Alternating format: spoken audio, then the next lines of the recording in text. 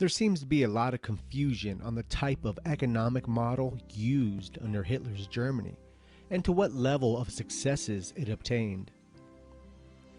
On one hand, you have people who read Nazi propaganda pamphlets and proclaim the Third Reich's economy to be the best thing ever. And on the other hand, you get people who are embedded in dogmatic capitalist rhetoric and thinking, and they proclaim the Nazi economy to be the Third Reich's economy. It was terrible.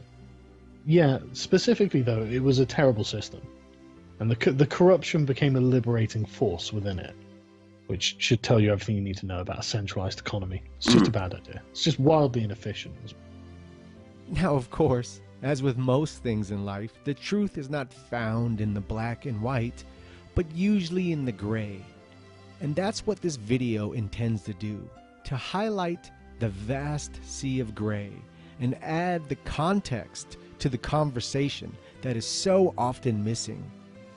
Using a few different sources, but namely the books Hitler's Revolution by Richard Tedor and the magnum opus on the German economy, The Wages of Destruction by Adam Tooze, we will go into detail like nowhere else in video format and examine the good and the bad of the Nazi economy. We will focus mainly on the peacetime economy from 1933 to around 1938.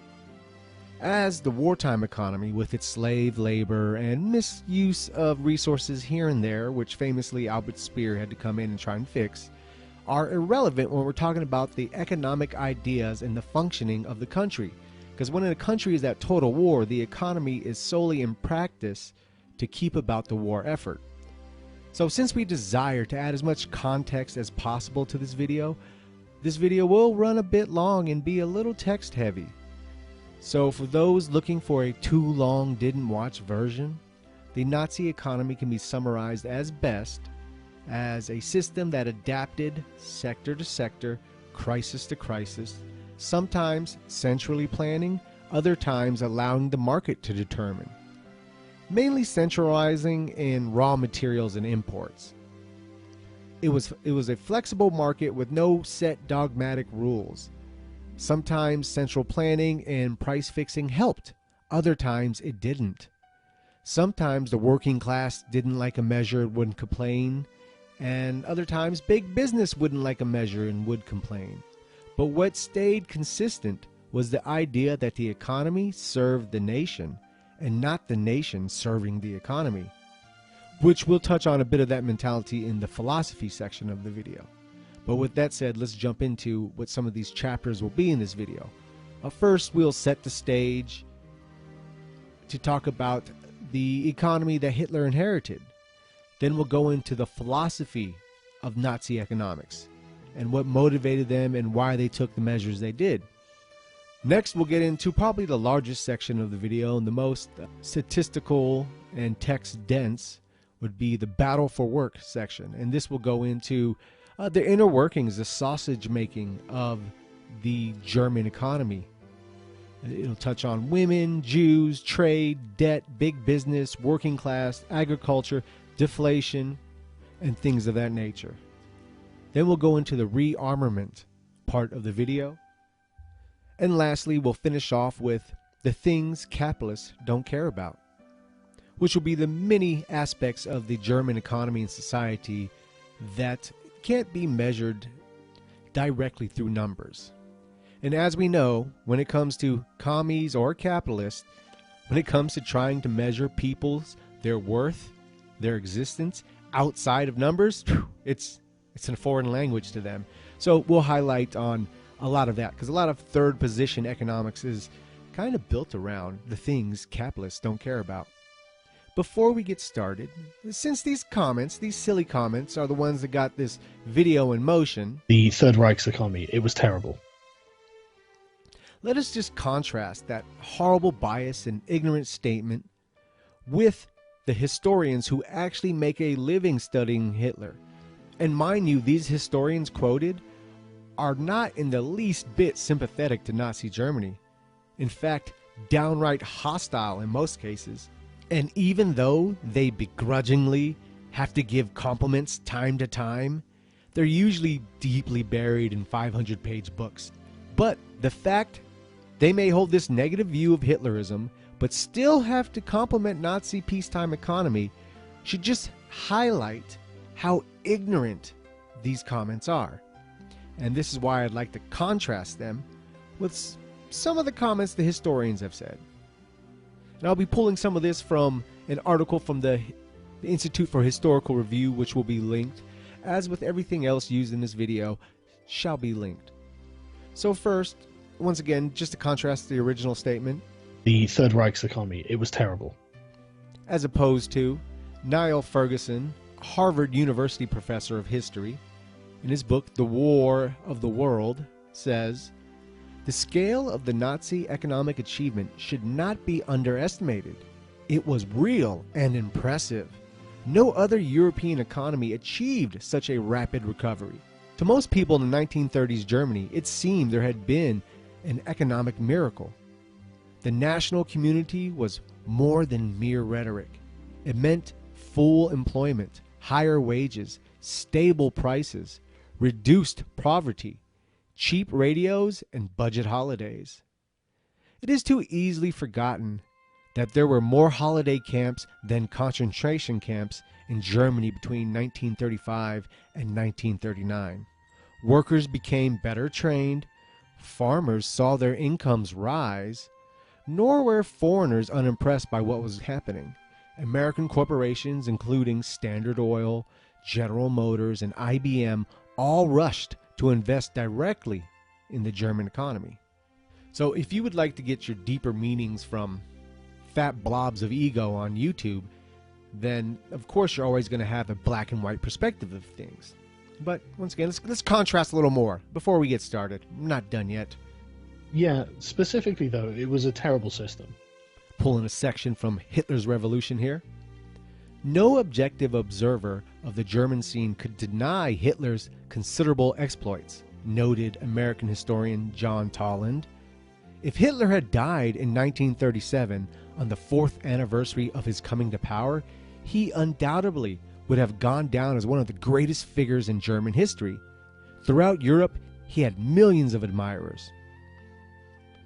Now, once again, contrast this with people saying, oh, how ridiculous and horrible and tyrannical the economic system was.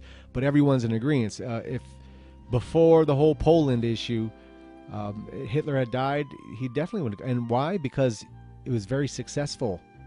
Continuing on, in January 1938, the Soviet diplomat Christian Ravkovsky commented on the German money system. Ravkovsky had held posts in London and in Paris and was acquainted with Wall Street financiers.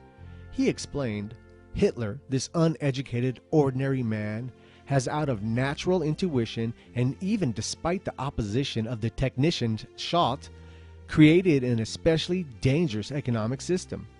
And illiterate in every theory of economics driven only by necessity, he has cut out international as well as private high finance. Hitler possesses almost no gold, and so he can't endeavor to make it a basis for currency. Since the only available collateral for his money is the technical aptitude and great industriousness of the German people, technology and labor became his gold. And lastly, from Wages of Destruction. In his 5th year, Hitler's regime could present itself as the model dictatorship. Unemployment had fallen to negligible levels. The economy was booming. Life for millions of German households was returning to something like normal. So once again, not to highlight how great it was, because it did, at the end of this, we come to the realization it did have successes, it did accomplish what it needed to, but it wasn't perfect. There was a lot of things that didn't go well, that they needed to work through, and they had a lot of problems, and we'll get into all of that. But it's just to highlight how ignorant and stupid some comments can be when someone tries to simplify and dumb down something. Okay, so let's set the stage. What was Hitler getting into when he got in control of the government? Well, of course, with the Weimar Republic, we can go into the degeneracy, the decay of the German soul, the decline of the birth rate. We can talk about all of these things in the Weimar Republic that went on. But since we're focused on economy, we'll just touch on a few of the numbers here. From Hitler's Revolution, in 1931 alone, 13,736 companies filed for bankruptcy. An average of 107,000 people per month lost their livelihood. In mid-1932, almost 23 million Germans, 36% of the population, were receiving public assistance. And from the wages of destruction, in January 1933, Germany still owed 19 billion Reichsmarks to foreign creditors, of which 10.3 billion were long-term bonds and 4.1 billion were short-term loans. At least 8.3 billion Reichsmarks were owed to the United States, by far the largest creditor, and much of this is due to the Versailles Treaty. To service its debts, Germany faced the need to transfer abroad interest and principal totaling something close to 1 billion Reichsmark per year. And given the unavailability of new credit in the 1930s, unlike in the 1920s, Germany faced the prospect of having to make real transfers. It could not simply borrow afresh to repay its creditors. If Germany was to service its debts, exports would have to exceed German imports by at least 1 billion Reichsmarks. This meant a substantial reduction in the standard of living. Debt having to be paid due to the Versailles Treaty was weighing down the German people and the economy. So the Nazis get into office, and now it's their turn to take control of the power of government.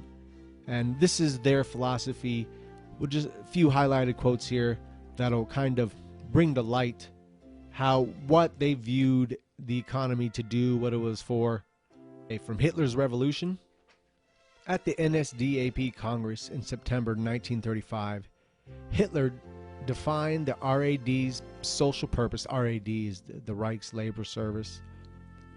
Social purpose to 54,000 assembled members. He says, "To us National Socialists, the idea of sending Germans through a single school of labor is among the means of making a national community a reality. In this way, Germans will get to know one another.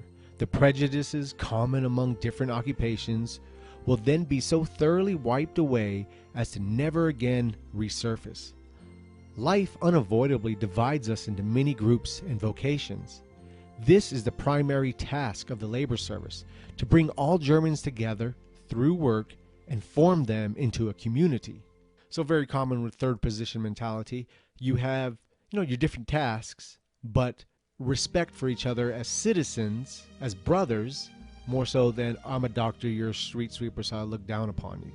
The structure supported the goal of eliminating strife within industry by encouraging mutual respect, based not on position, but on performance. As defined in one publication, there is neither employer nor employee, but only those entrusted with the work of the entire nation. Everyone works for the people, regardless of whether a so-called employer or so-called employee, as it was in the previous middle class of order. This represented a revolutionary departure from the liberal democratic perception, as another German study maintained. In the capitalist system of the past, money became the goal of the employee, as well as the employer. It was the individual wages that appeared to give work a sense of purpose. The employee saw the employer simply as someone who earns more, and the employer regarded the staff of workers in his firm only as a means to an end, an instrument for him to earn more. The consequences of this thinking were ominous. Should the working man have any ambition to work any more when he says to himself, "I'm only working so that the man over in the office can earn more"? Can a business deliver quality work if everyone thinks only of himself? Labor, its purpose, its honor, the creative value, the German worker as a master of his trade and a proud, capable working man, all of this became secondary. Reorganizing labor does not just mean removing the crass material deficiencies of life. It must penetrate the relationship of person to person. From the Mark Weber article, Hitler wanted Germans to have the highest possible standard of living. He said in an interview with an American journalist in early 1934, In my opinion, the Americans are right in not wanting to make everyone the same, but rather in upholding the principle of the latter. However, every single person must be granted the opportunity to climb up the ladder. In keeping with this outlook, Hitler's government promoted social mobility with the wide opportunities to improve and advance. As Professor Garrity notes, it is beyond argument that the Nazis encouraged working class social and economic mobility. To encourage acquisition of new skills, the government greatly expanded vocational training programs and offered generous incentives for further advancement of efficient workers. So once again, this is very much in line with third position thinking. The capitalists always try to call third position socialists, and the socialists always try to call third position capitalists. But in reality, it is best said what Hitler just explained right there. They agree of the principle of the ladder, to climb the ladder, but they also agree everyone should have a truly equal opportunity.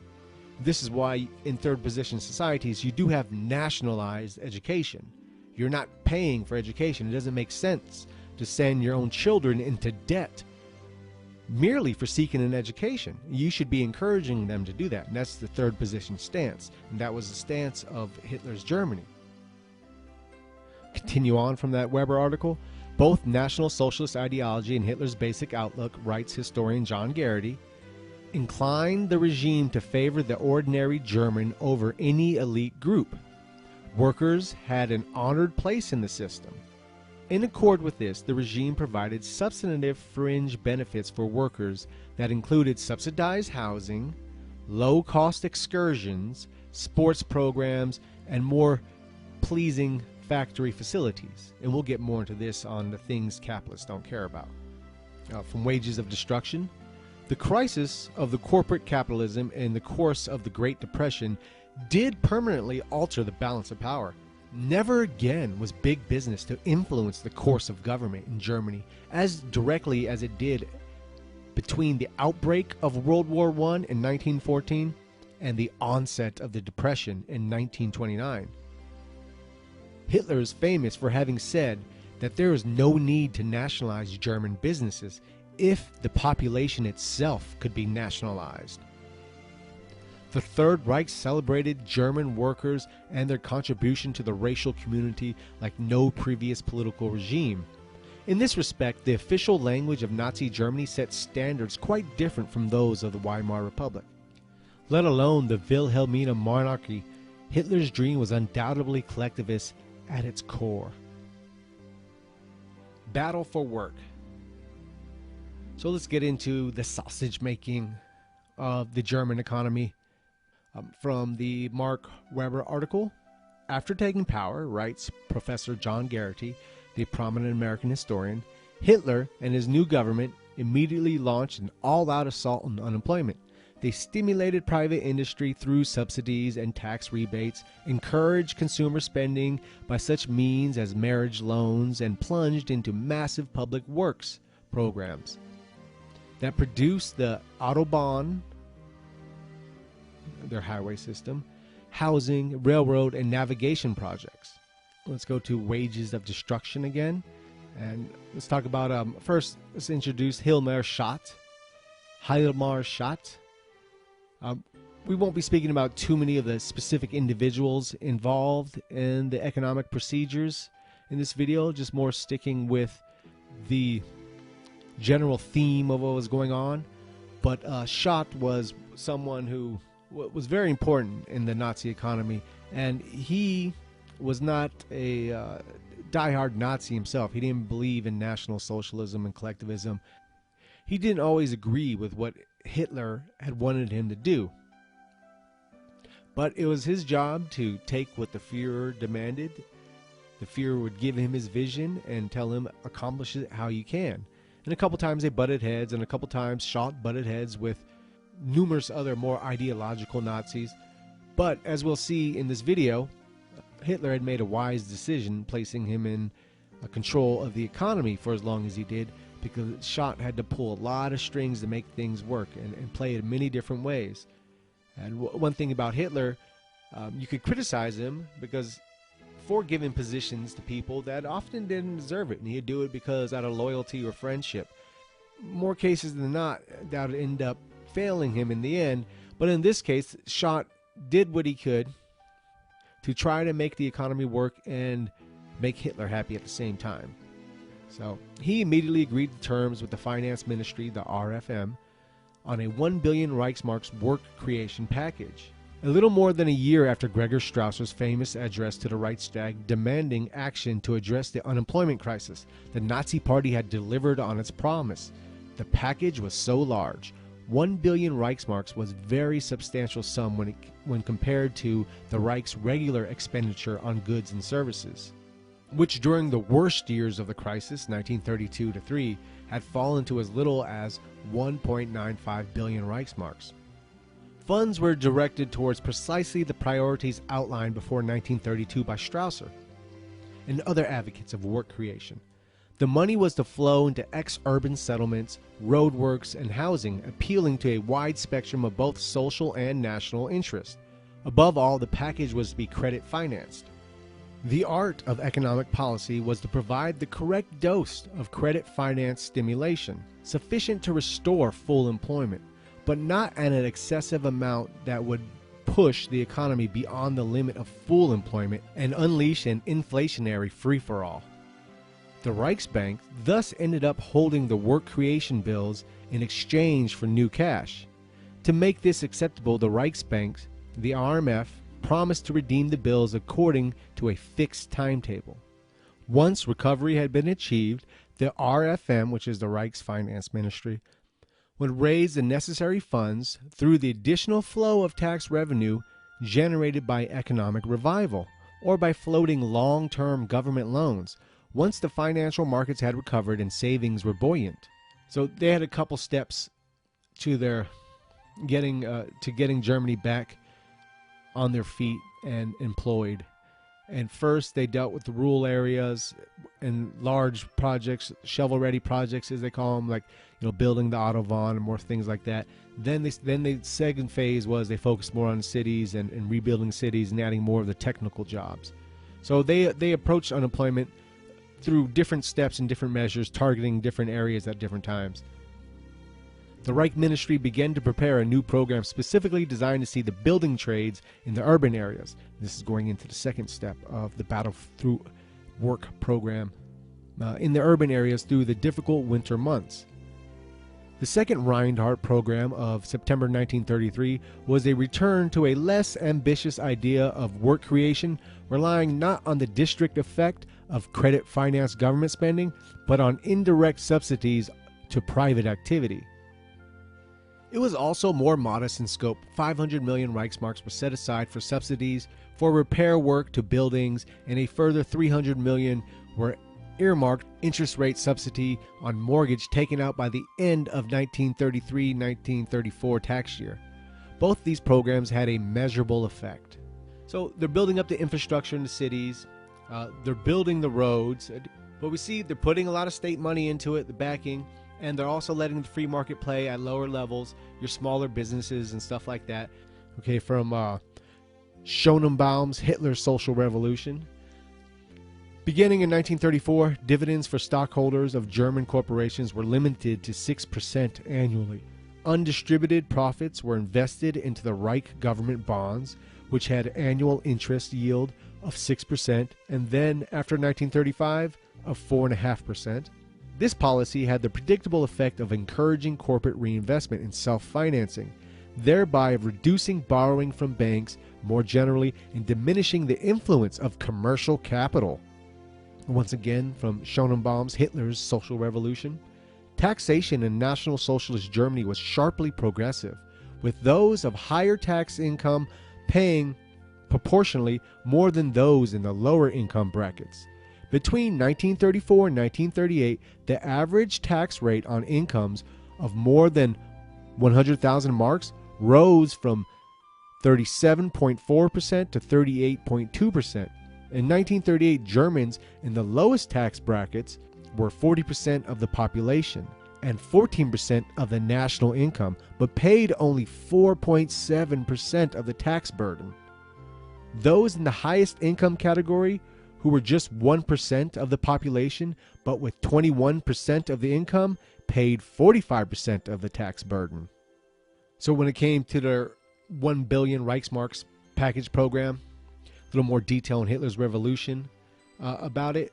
Men who had been out of work the longest or who were fathers of large families received preference in hiring. The law stipulated that German construction materials be used. So once again, this is another, we can put this under things capitalists don't care about. So they're looking for fathers of families first off. They get the preference. Or the people who are out of the work longest get the preference. Like typically your company wouldn't care. They just want to fill the role, get the person in there.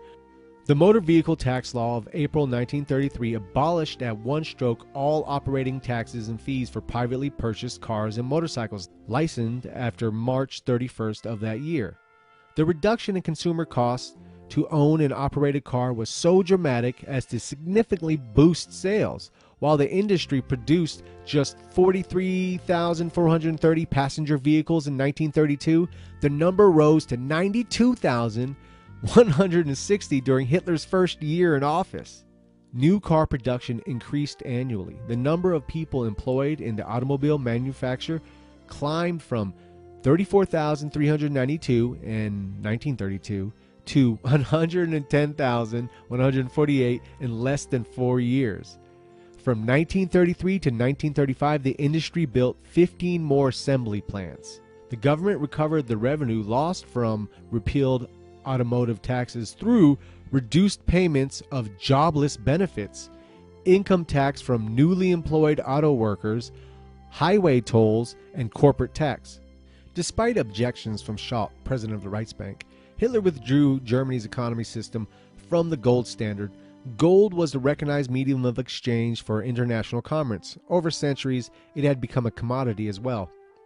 Financiers bought and sold gold, speculated on its fluctuations in price, and loaned it abroad at high interest. Hitler substituted a direct barter system in foreign dealings. German currency became defined as measuring units of human productivity. The British general J.F.C. Fuller observed, Germany is already beginning to operate more on the concept of labor than on the concept of money. Adolf Hitler nullified the unions. Workers came under the newly established Reichsinstitute for Labor Mediation and Unemployment Insurance, the RAA. A common procedure of the RAA was to redistribute manpower where it could better serve national interests. The institute not only possessed the authority to transfer workers to critically distressed areas, but to prevent others from relocating. Hitler resorted to equally undemocratic methods to protect the working population from exploitation. He forbade speculation on nationally vital commodities such as agriculture harvest and energy. The stock exchange, which Reinhardt dismissed as a gangster society, suffered increasing limitations to its freedom of operation. Only rarely, and then with difficulty, could novice applicants obtain a broker's license. The government also protected smaller and newer businesses by banning the practice of establishing enterprises of ruining retail competitors by underselling their products. The state appointed the Price Oversight Commission to stop businesses from decreasing production of delivery of certain commodities, especially foodstuff, for the purpose of creating artificial shortages to inflate prices and overcharge consumers. An important organization for promoting National Socialist community values was the Volunteer Labor Service, the FAD. Founded in August 1931, the FAD recruited the unemployed for public works, paying volunteers 2 Reichsmarks a day. A primary purpose of the FAD was to improve the physical and mental well-being of unemployed and unoccupied young Germans. Upon assuming power, Hitler expanded the organization and raised the pay scale. It numbered 263,000 members by mid-1933. The Führer considered it superbly suited for the conscious instruction of the concept of the national community. Membership in the FAD declined as more jobs became available. In June 1935, Hitler enacted a law making 6 months labor service compulsory for teenagers upon high school graduation. No longer voluntary, the FAD became the RAD, Reichs Labor Service. Members assisted in the Autobahn construction, drained swamps, planted trees, upgraded poorer farms, and improved waterways. Yeah, so imagine dragging your high school kid's ass or your lazy ass off the couch from your PlayStation and Xbox playing every day, all day, and making you go plant some trees, making you go out there in nature, making you work with your hands a little bit, making you use that back a little bit, and get accustomed to manual service, get accustomed to beautifying the land. Maybe it's just me, but I really, really, really like those policies. To have the mass of the people, not only the youth, but the mass of the people to contribute to land beautification, to get accustomed to agriculture, to get accustomed to the soil they're birthed upon. I think not only does this have great practical benefits, but spiritual and communal benefits as well. So I really, really love these aspects of third position politics, where it seeks to keep individualism but also create collectivism as well. It is the attempt to have the best of both. And I think this is one of the great ways of uniting people, is having them share the same toil, because how is the strongest of brotherhood formed? Always through shared suffering. And while it's not to say land beautification is suffering, but it is exertion of physical strength, of mental strength, of time, and it does wear on the body. And to share that with everyone, to share that with your community, it's a link between everyone in the nation, whether they be bourgeois or proletarian, white collar or blue collar. They will all have this shared experience, thus bonding them, and also giving respect and awareness of the land around them, which they are birthed from and they are part of. And the same things in the structure of the earth is in the structure of their creation, and it's connecting all of that. So I think these are great measures and policies taken by third position politics, but unfortunately are often dismissed by modernists and cosmopolitanists and capitalists as draconian measures. Okay, let's jump into wages of destruction now. Okay, in the Hanoverian town of Northeim, I believe that's how it's said, displaying a new sense of social solidarity, the Nazi city authorities devoted tens of thousands of man-hours to the constructions of apartments for the overcrowded population of the town. The medieval town center was carefully restored. The ring wall and moat became a public park. New attention was lavished on the surviving half-timbered buildings in the town center. A large open-air theater was carved out of a nearby forest. By 1936, the Northeim tourist office was attracting 60,000 visitors annually. Hitler had set out the struggle against unemployment as a three-stage campaign. The first wave had come in the first half of 1933. The second, the Reinhardt program, was vigorously holding action aimed to consolidate the gains of the previous year. Indeed, when they made their decision to cancel any further plans for government work creation spending at the end of 1933, the Reichsministry did so in part because they wanted the recovery in 1934 to be carried forward less by government-financed earth-moving and more by revival in private consumption. From the outset, Hitler's economy recovery was driven primarily by the public sector.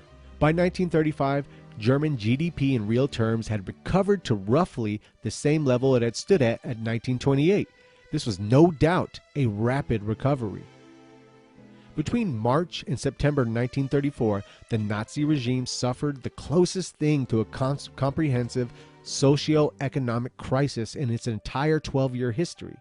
From the beginning of 1934, the Reichsbank's reserves of foreign currency dwindled alarmingly. Since all the most important industries in Germany were dependent on raw materials from abroad, this savage restriction prompted fears of a new wave of layoffs. Shortages of raw materials spelled not only unemployment, they also implied shortages of supply for consumers, fears that were compounded by the unusually bad harvest of 1934. Popular discontent with the rising price of imported food was widespread. So they had a real bad harvest, which we'll get into a little bit when we get into agriculture. Instead of letting the farmers fail by themselves and their farms go to waste, they use the grain supply to protect the farmers. And we'll get more into that as we get into agriculture. Let's jump into women real fast. Typically, people who attack the unemployment rate in Germany misguidedly do so by saying first they took all Jews off the employment list. This is not true. And secondly, that they took all women off the unemployment list. And this is also not true. And we'll start with Hitler's revolution. From 1934 to 1937, the number of women in the workforce increased from 4.5 million to 5.7 million, despite programs to encourage women to return to traditional family roles. The government did not restrict them. The government did not restrict those choosing a career. They were equally eligible for tax incentives offered for starting small businesses.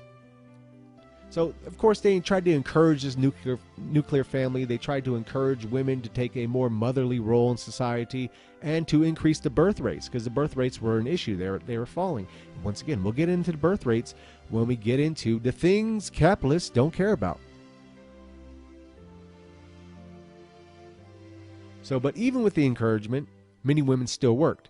And there's also financial encouragement to raise a family too, which we'll get into later. This jump to wages of destruction now. Labor market participation of German women in 1939 was higher than that reached by Britain and the United States, even at the end of the war. Hold on, I thought they took all the women off the employment charts. So let me read that one more time. I got to remember this guy, wrote the magnum opus, what's considered the magnum opus on the German economy. So he probably doesn't know as much as a YouTube personality or a fat ball of ego. He probably doesn't know as much, but let me just read it again. Labor market participation of German women in 1939 was higher than that reached by Britain and the United States even at the end of the war. In 1939, a third of all married women in Germany were economically active. More than half of all the women between the ages of 15 and 60 were in work.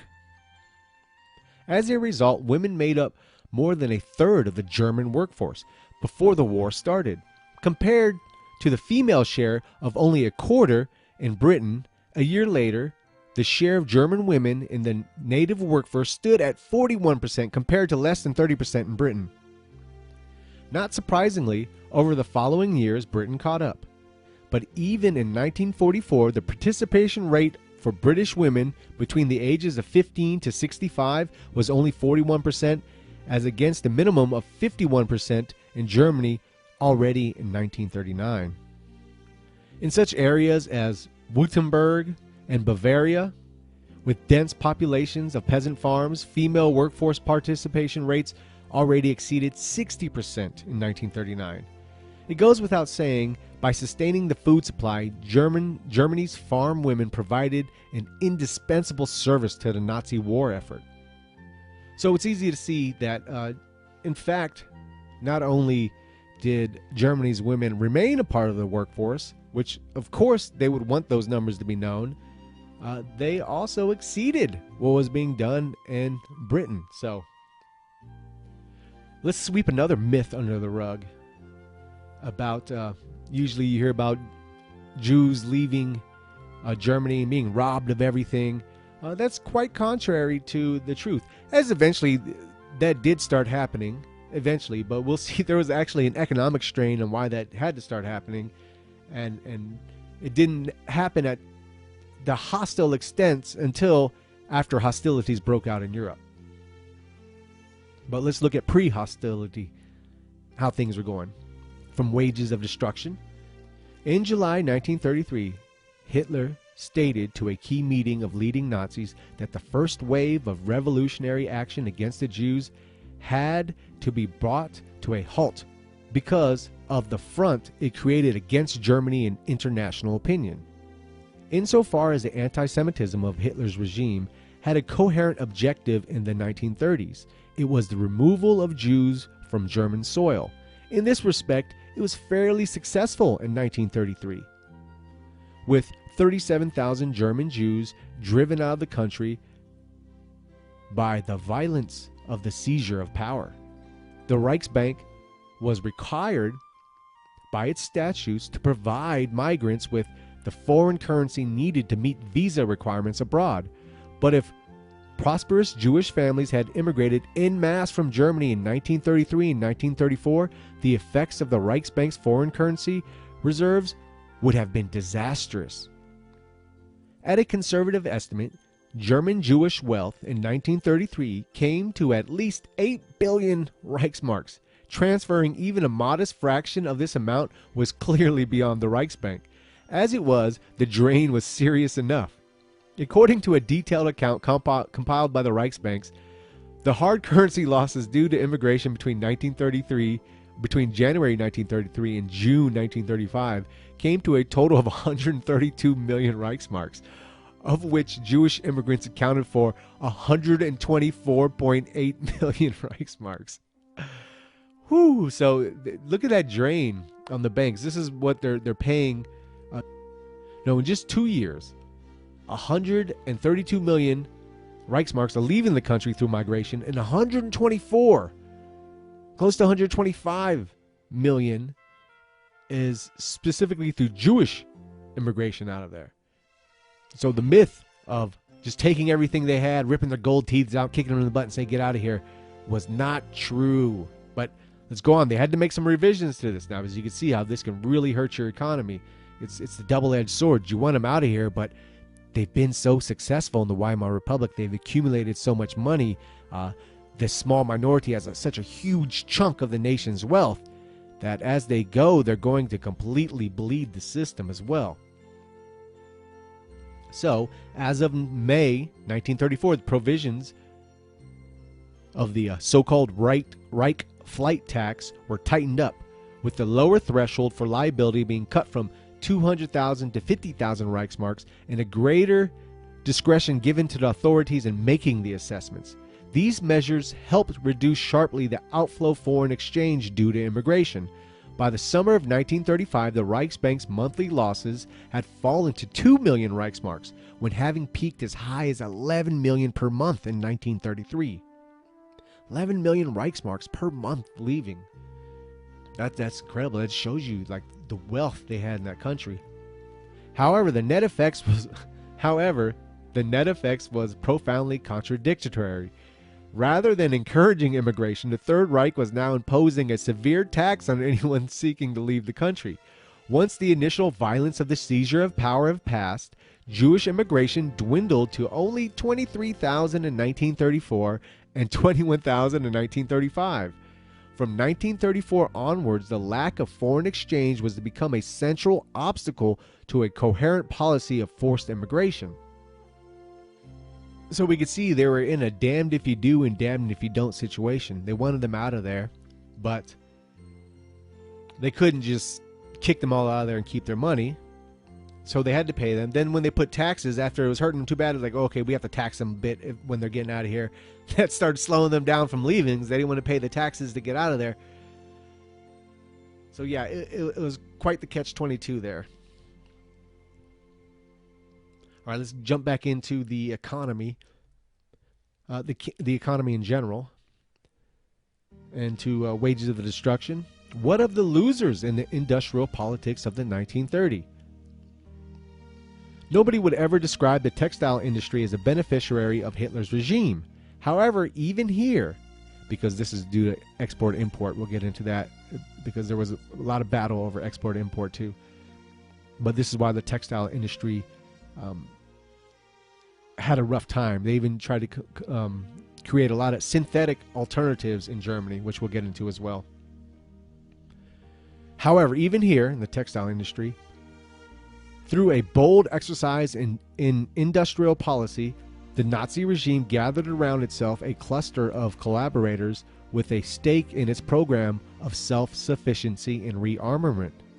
This did not involve the spectacular investments that characterized the Luftwaffe or the synthetic fuel program. We'll get into both of those later as well. But the synthetic fibers program was to be of crucial significance for a very large part of German industry, and it was to be a vital importance in reshaping the clothing supply to the German population. On 20th June 1934, the RWM wrote to the two main producers of synthetic fibers, IG Farben and the Dutch-owned company, which looks like someone simply spilled alphabet soup on the table, so we'll just call it the VGF, informing them that the current state of the Reich's currency reserves necessitates a most extreme reduction in the import of cotton and wool. More specifically, of course, this was required by Schott's policy of selective uncoupling from the United States, Germany's traditional supplier of cotton. To strengthen the domestic raw material base as quickly as possible, it is the German rayon factories' preemptory duty not only to exploit their manufacturing capacity to a full, there must also be expanded with haste. The Reich authorities wished to see a doubling in the production of the viscose rayon and a huge increase in the production of the so-called staple fibers to at least 100,000 tons per annum. The problem, as is the case with oil, was that the world prices for wool and cotton were dramatically depressed. Certainly as far as IG Farben was concerned, synthetic fibers were destined to remain a niche market. Any new capacity created in Germany would be entirely dependent on the state for its viability. In the summer of 1934, however, political involvement in the issue went up to the very highest level. In August, Hitler personally inspected samples of fabric woven from IG Farben's and expressed extreme satisfaction at the quality. In 1936, Carrel could boast an additional production of 45,000 tons of staple fibers in addition to over 50,000 tons of synthetic silk. By 1937, the market share of German-produced fibers had doubled to almost 40%. So when they're restricted by import-export, when they're dealing with some of the sanctions against them, they had to create their own. And this is what happened in the textile industry. And with fuel as well, as we'll get into. If we are to engage with everyday lives of ordinary Germans, we need to descend from the abstract heights of comparative national accounting. In the 1930s, hourly wages for the majority of Germans were counted not in Reichsmarks but in Pfennigs.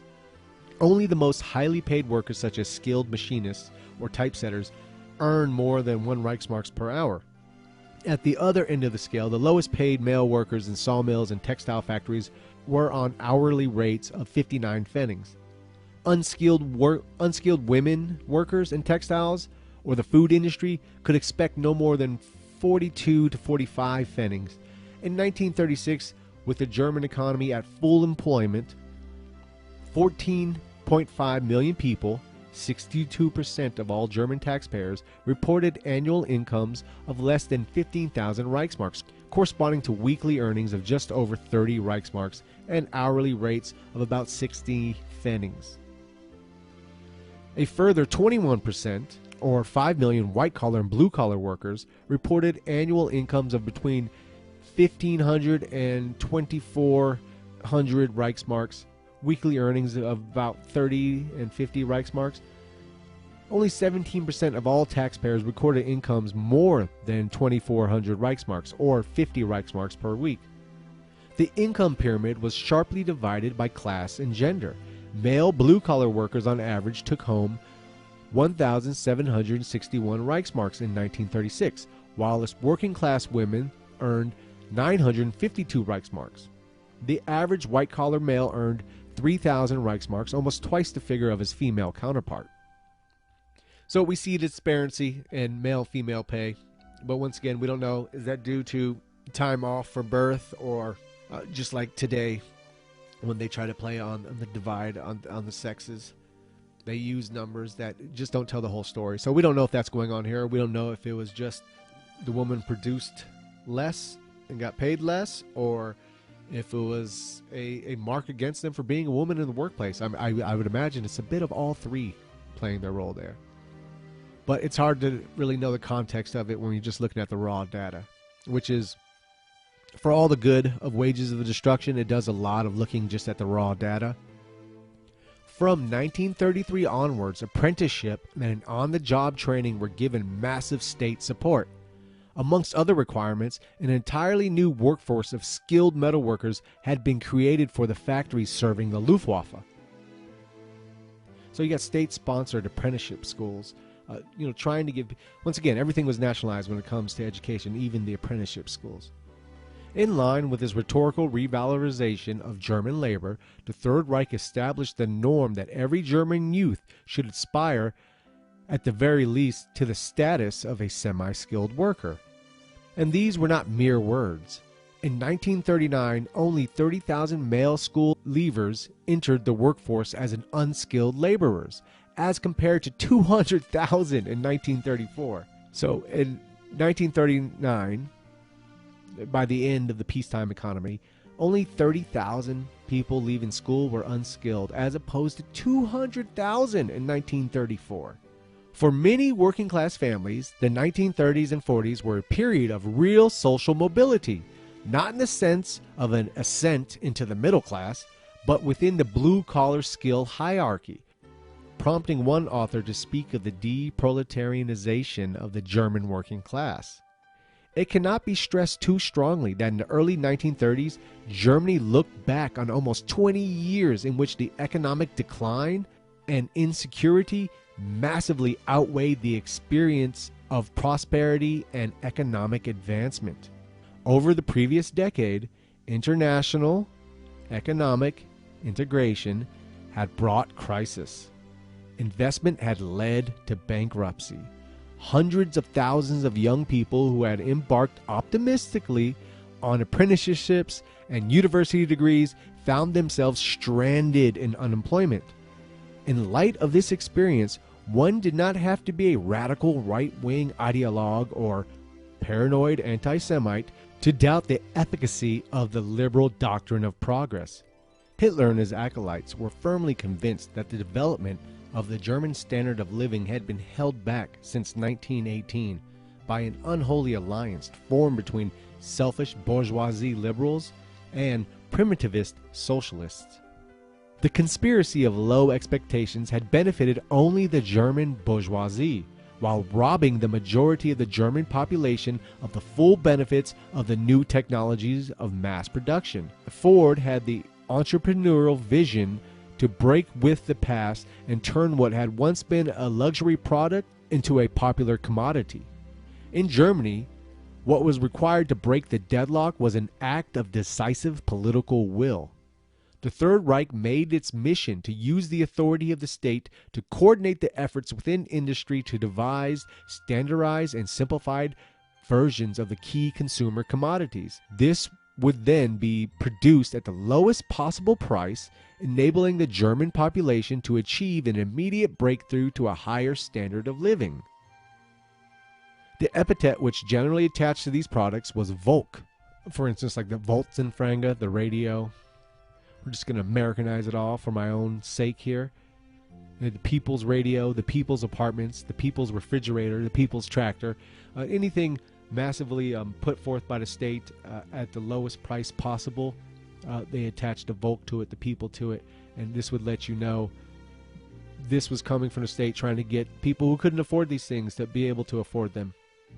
This list contains only those products that enjoyed the official backing of one or more agencies in the Third Reich. Private producers, however, had long appreciated the term Volk and had good marketing potential, so they too joined the bandwagon. Amongst the various products touted were the People's Gramophone, the People's Motorbikes, People's Sewing Machines. So, of course, private industry is going to jump on that bandwagon, start labeling everything Volk as well, try to get some sales. In fact, by 1933, the use of the term Volk had become so inflationary that the newly established German Advertising Council was forced to ban the unlicensed use of the term. Now, but these things did not turn out as good as they would have hoped it to for different reasons. We'll go through a couple of them here as he goes through Wages of Destruction and see some successes and some failures as far as the Volk products went. And we'll look at them here. Hitler made his first radio address as Chancellor on 1st of February 1933, within days of taking power. At that point, however, there were only 4.3 million licensed radio receivers in Germany, for a population of 66 million. Only a quarter of the German households could hear the Führer speak. So obviously, they want to get more radios out there so more people can hear the Führer speak. And the chief obstacle to the wider diffusion of radios was their price. The cheapest radios on the market in the early 1930s were priced at over 100 Reichsmarks. This, the People's Radio, was to be cheaper than any radio previously on the market, but would be sufficient quality to enable listeners to receive regional radio stations as well as high-powered national transmissions. To secure a market niche, the members of the radio cartel agreed to offer no competitor products in its price range. The set was proudly entitled People's Radio VE301, after the date of Hitler's appointment as Chancellor, 30th January 1933. It was priced at only 76 Reichsmarks. Clearly, for the average German household, purchasing a VE301 was still a serious financial commitment. So, to increase the attractiveness of the sets, a number of utility companies offered part payment deals, whereby the customer could acquire a set for initial payment as little as 7.25 Reichsmarks, followed by 18 monthly installments of 4.40 Reichsmarks. So pretty damn affordable, I'd say. A huge additional order was placed immediately, with more than 650,000 People's Radios being sold in the next 12 months, and a further 852,000 in 1934 and 5. Radios became one of the genuine boom industries of the 1930s, stimulating not only electronics production, but also the manufacture of Bakelite and wood cases. By 1937, economies of scale were such that the price of a standard VE301 could be reduced to as little as 59 Reichsmarks. By 1938, the penetration of radios in the big cities of Germany had reached 70%. In the countryside, however, radios still remained a luxury. A year later, a major breakthrough was achieved with the introduction of a new entry-level model, the DKE.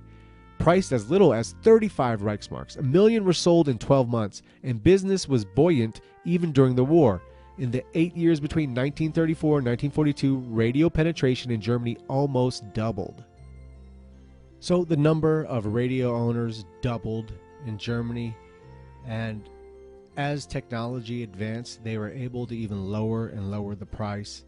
And even when people couldn't afford the radios at wholesale, there was the option of monthly installments. So being that the People's Radio was intended to be a cheap but high quality radio to ensure that more of the people had access to a radio, being that radio ownership doubled under the years of the project, it would seem that was a successful venture. Maybe not in profit making, but with the intention of making modern technology like the radio available to the mass population of Germans. For Hitler, there can be no doubt that the car was a great symbol of modern consumer lifestyle. But in the early 1930s, the car was still a luxury reserved for a tiny minority in the German population. In 1932, there were only 486,000 licensed cars in all of Germany. In Berlin, a city of 4 million inhabitants, there were fewer than 51,000 cars. In 1933, only 25% of Germany's major roads had hardened surfaces suitable for high-volume motor traffic. To remedy this deficit, the Autobahn project was announced in the summer. So, build more roads, build more cars. In April 1933, the regime also announced the elimination of a car tax on newly acquired vehicles. Prior to 1933, these taxes were amongst the highest in Europe, and at least 10 times higher than those prevailing in the average states in the United States. Not surprisingly, the result was considerable surge in car production and ownership, from a total of 486,001 in 1932 of registered cars to more than double to reach 1.27 million by 1938. So even we'll get into the problems with the Volkswagen too. coming up. But even with the problems with the Volkswagen, even with no one really, very few people actually getting Volkswagens because of the war breaking out, even with that, just the private car industry doubled under Hitler. Doubled under Hitler. Private car industry, not even the Volkswagen. Compared now to average family incomes, cars were simply too expensive. And they still doubled. In 1938, a comprehensive study found that the minimum cost of purchasing a car running it for 10,000 kilometers per year was 67.65 Reichsmarks per month. A working class family of 4 on an income of, let's say, 23,000 Reichsmarks per year would have found that after allowing for food, housing, and utility bills, running a car consumed their entire disposable income. The study also revealed that 2 principal obstacles to cheaper motor travel. The capital cost of purchasing the vehicle counted to 30 to 35% of the monthly cost.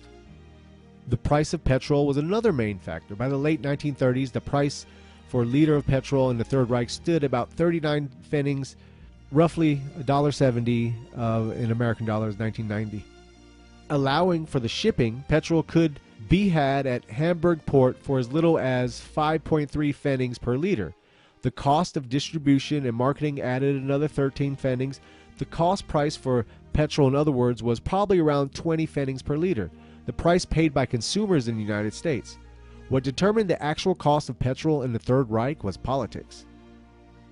In this respect, the Third Reich was no different from the Weimar Republic or most European societies today, and this must be borne in mind in any serious analysis of the Nazi policy towards motorization. Taxes and the legal requirements to add domestically produced alcohol doubled the price of petrol. If promoting motorization had been the chief priority of Hitler's regime, it could have cut the operating cost for a small family car by as much as 15% by foregoing these taxes. This, however, was an impossibility. IG Farben had won its argument. Of far greater strategic importance to Hitler's regime than popular motorization were the problems of the balance of payments and the related project of fuel autarky, which required that the price of petrol in Germany be raised to far in excess of the world market levels. In the 1930s, the cost of petrol produced at IG Farben's plant was 15 to 17 pfennigs per liter, implying the price at least 30 pfennigs per liter at the petrol pump. A tax on imported fuel was therefore indispensable to sustaining a momentum of synthetic fuel program. So they're taxing the imports heavily so they can build up and more people will consume these synthetic fuels. Hitler's fear was being too dependent on foreign imports, especially for these raw materials that are completely necessary for any kind of war effort. Lo and behold, you have to go to war, but then you have to depend on your enemy's fuel supply. So they overtax the imported fuel to create their own synthetic fuel and use that, sell that for cheaper, so more money would be put in that industry and help build that industry and make it bigger itself. Taxes on imported oil were a significant source of revenue, bringing in 421 million Reichsmarks in 1936, a third of the total customs revenue of that German state. And as of December 1936, the pressure on the Reich's finances mounted. Even domestically produced fuel was subject to a tax of at least 4 pfennigs per liter. What Hitler had specifically in mind was a family saloon of 30 horsepower capable of carrying 4 people in moderate comfort, priced at an extraordinary low figure of only 1,000 Reichsmarks. Now we're getting into the Volkswagen here. Not surprisingly, the media reacted excitedly about this bold new project. The motor vehicle industry, however, was less enthusiastic. Given the current state of manufacturing technology and the cost of raw materials, no one could see how it would be possible to produce an adequate vehicle for less than 1,000 Reichsmarks. In light of the huge excitement in the press, Daimler-Benz and Auto Union felt compelled to at least open negotiations on the Volkswagen project. The 2 main German-owned producers feared that otherwise the regime might resort to compulsion, or even that a deal might be struck with Detroit. Benz and Auto Union therefore agreed with the Association of the German Motor Car Industry to jointly fund a research team headed by Ferdinand Porsche to explore the possibility of meeting Hitler's demand. Porsche was undoubtedly an inspired engineer and had enjoyed an excellent relationship with Hitler based on their shared enthusiasm for motorsport. To expect to produce a high-quality family car for less than 1,200 Reichsmarks was simply unrealistic. The industry gambled that Porsche was the man to persuade Hitler of this incapable economic limit. The car makers, however, underestimated both Hitler's bloody-minded determination and the ruthlessness of Porsche's ambition. Rather than backing away from the Volkswagen, Hitler renewed his commitment in his opening speech at the International Motor Show in February 1935. Later in that year, Porsche began road testing the first Beetle prototype. Predictably, however, Porsche had failed to solve the problem of cost. In confidential correspondence, he put the price tag for the Volkswagen at between 1,400 and 1,450 Reichsmarks, no cheaper. As Hitler had assured Porsche, if necessary, the VW project would be pushed through by decree, even against the resistance of the industry. The price target would be met by imposing a compulsory cut in the price that Porsche paid for his steel and aluminum. So, once again, let's get to the motivation of this. Why is he so bent on making this 1,000 Reichsmark car? And when everyone's saying, no, we only do it 1,300, 1,400, he's like, we'll give you a special discount on steel and aluminum as you're making this to make it that happen. It is because they literally wanted to make it more affordable for the people. There is this desire to build the nation up, and we'll get into this more and more as this story goes on. But you have a limited amount of land. You're being restricted by many of your neighbors. You have so much debt piled over you from the Versailles Treaty that you're drowning in it. And yet, they're making this economy work. And not only are they making this economy work, it's not through this bloody dog-eat-dog mentality of let's let advertisement create a demand and that demand fuel the market. Who gives a damn what kind of demand and what kind of products are created by advertising? It's we want to make something that is affordable for the people. We want to make housing affordable. We want to make cars affordable. We want to make radios affordable. And we're going to do it at the lowest cost we can because this is a part of the vision of the society. So this is the philosophy, the momentum behind their economy. Once again, making economy work for man, not man work for economy. This is a big philosophical break from modern capitalistic thinking, where it is, hey, if it sells, it's good, and if it doesn't sell, it's bad. So to make it affordable, they make another payment plan for the Volkswagen, and this is, unfortunately, a lot of these people that put into the payment plan never saw their Volkswagen because, once again, war broke out. To purchase a Volkswagen, customers were required to make a weekly deposit of at least 5 Reichsmarks into the DAF account on which they received no interest. Once the account balance had reached 750 Reichsmarks, the customer was entitled to a delivery of the Volkswagen. The DAF, meanwhile, achieved an interest saving of 130 Reichsmarks per car. In addition, purchasers of the VW were required to take out a 2-year insurance contract priced at 200 Reichsmarks. But here's the downfall of it. Not a single Volkswagen was ever delivered to a civilian customer in the Third Reich. After 1939, the entire output was reserved for official uses of various kinds. Most of Porsche's half-finished factory was turned over to military production. War broke out, and look, we can't make cars anymore, we're making tanks. And that was the mentality. So a lot of people got screwed out of the money they put down, but as it goes on to say here, the 275 million Reichsmarks deposited by the VW savers were lost in the post-war inflation. After a legal battle, Volkswagen's first customers received partial compensation only in the 1960s. So as the saying goes, the road to hell is paved with good intentions. Many good intentions there, but just did not work out. People lost money over it, and I don't think they're too worried about the money as they're going into total war, and the life of their civilization was on the line. But unfortunately, it worked out like that. The largest single allocation, let's get into like the cheap housing. The largest single allocation to housing in Hitler's Germany came from the work creation programs of 1932 and 1933. That provided a total of 667 million Reichsmarks to subsidize the repair and conversion of existing apartments. In addition, 45 million Reichsmarks were provided as a subsidy towards a construction of private homes. In general, the housing policy of the Third Reich in its early years consisted of shifting responsibility back towards private sources of funding, whereas the Weimar Republic, 42% of all housing finance had been provided by the public authorities. By 1936, this had fallen to 8%. Facing a continuing problem of overcrowding in the cities, in 1935 the Reich's Labor Ministry launched an alternative version of the National Socialist housing, the so-called People's Housing. Stripped of any conception of settlement or any wider ambition of connecting the German population to the soil, the People Housing went to provide no-frills urban housing for working class, built according to the first projections for as little as 3,000 to 3,500 Reichsmarks. So these are your bare minimum housing. Hot running water and central heating were ruled out as excessively expensive. Electricity was to be provided for lighting.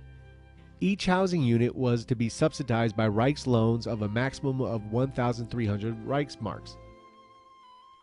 Rent was to be set at a level that did not exceed 20% of the incomes of those at the bottom of the blue-collar hierarchy, or between 25 and 28 Reichsmarks per month.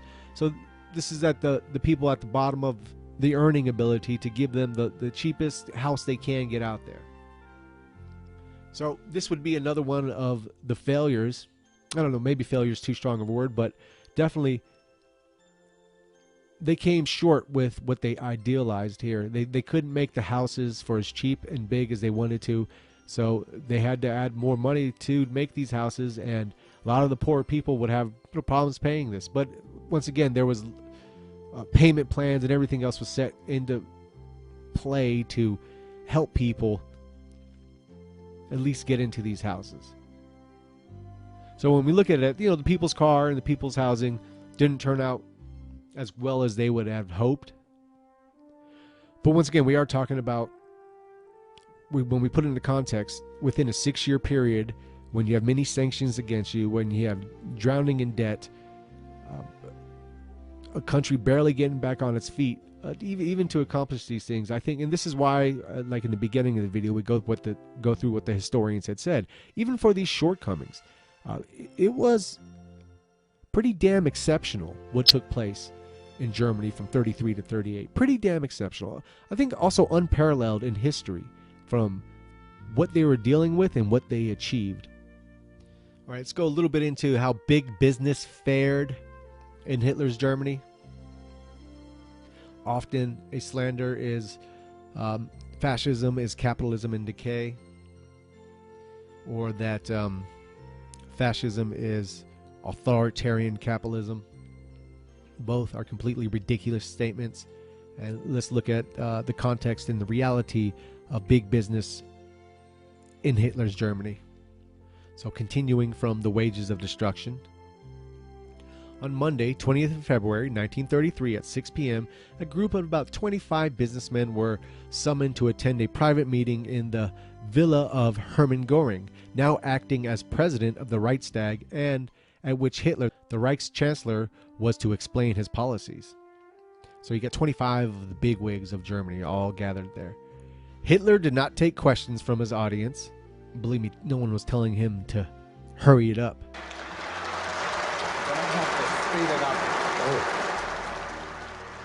Nor did he spell out exactly what he expected of the business leaders. Hitler had not come to negotiate. He had come to inform them of his intentions.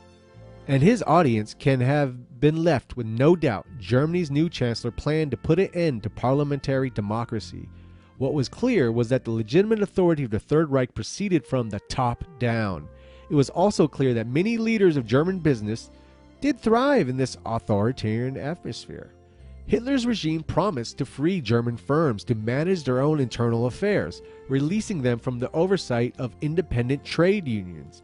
In the future, it seemed, wages would be determined by the productivity objectives of the employers, not the dictates of collective bargaining. In this narrow sense, therefore, the establishment of Hitler's regime clearly accomplished what it promised on the 20th of February. And for those businessmen who operated in a small national or local compass, the years after 1933 were clearly a golden age of authoritarian normality. To simplify for the sake of clarity, the peacetime agenda of the more politically minded elements in German business consisted of at least two distinct elements, one domestic and the other international. The domestic agenda was one of authoritarian conservatism, or a pronounced distaste for parliamentary politics, high taxes, welfare spending, and trade unions. The international outlook of German business, on the other hand, was far more liberal in flavor. Though German industry was by no means adverse to tariffs, the Reich Industrial Association strongly favored a system of uninhibited capital movement and multilateralism, underpinned by most favored nation principles. Having regulated imports, exports, and domestic price setting, the RWM therefore moved in the spring of 1934 to control the use of business profits. The distribution of profits to shareholders was not to exceed a rate of 6% of capital. Industrial investment would be funded out by the profits not distributed to the shareholders. So they invest back into their own company instead of just paying off CEOs.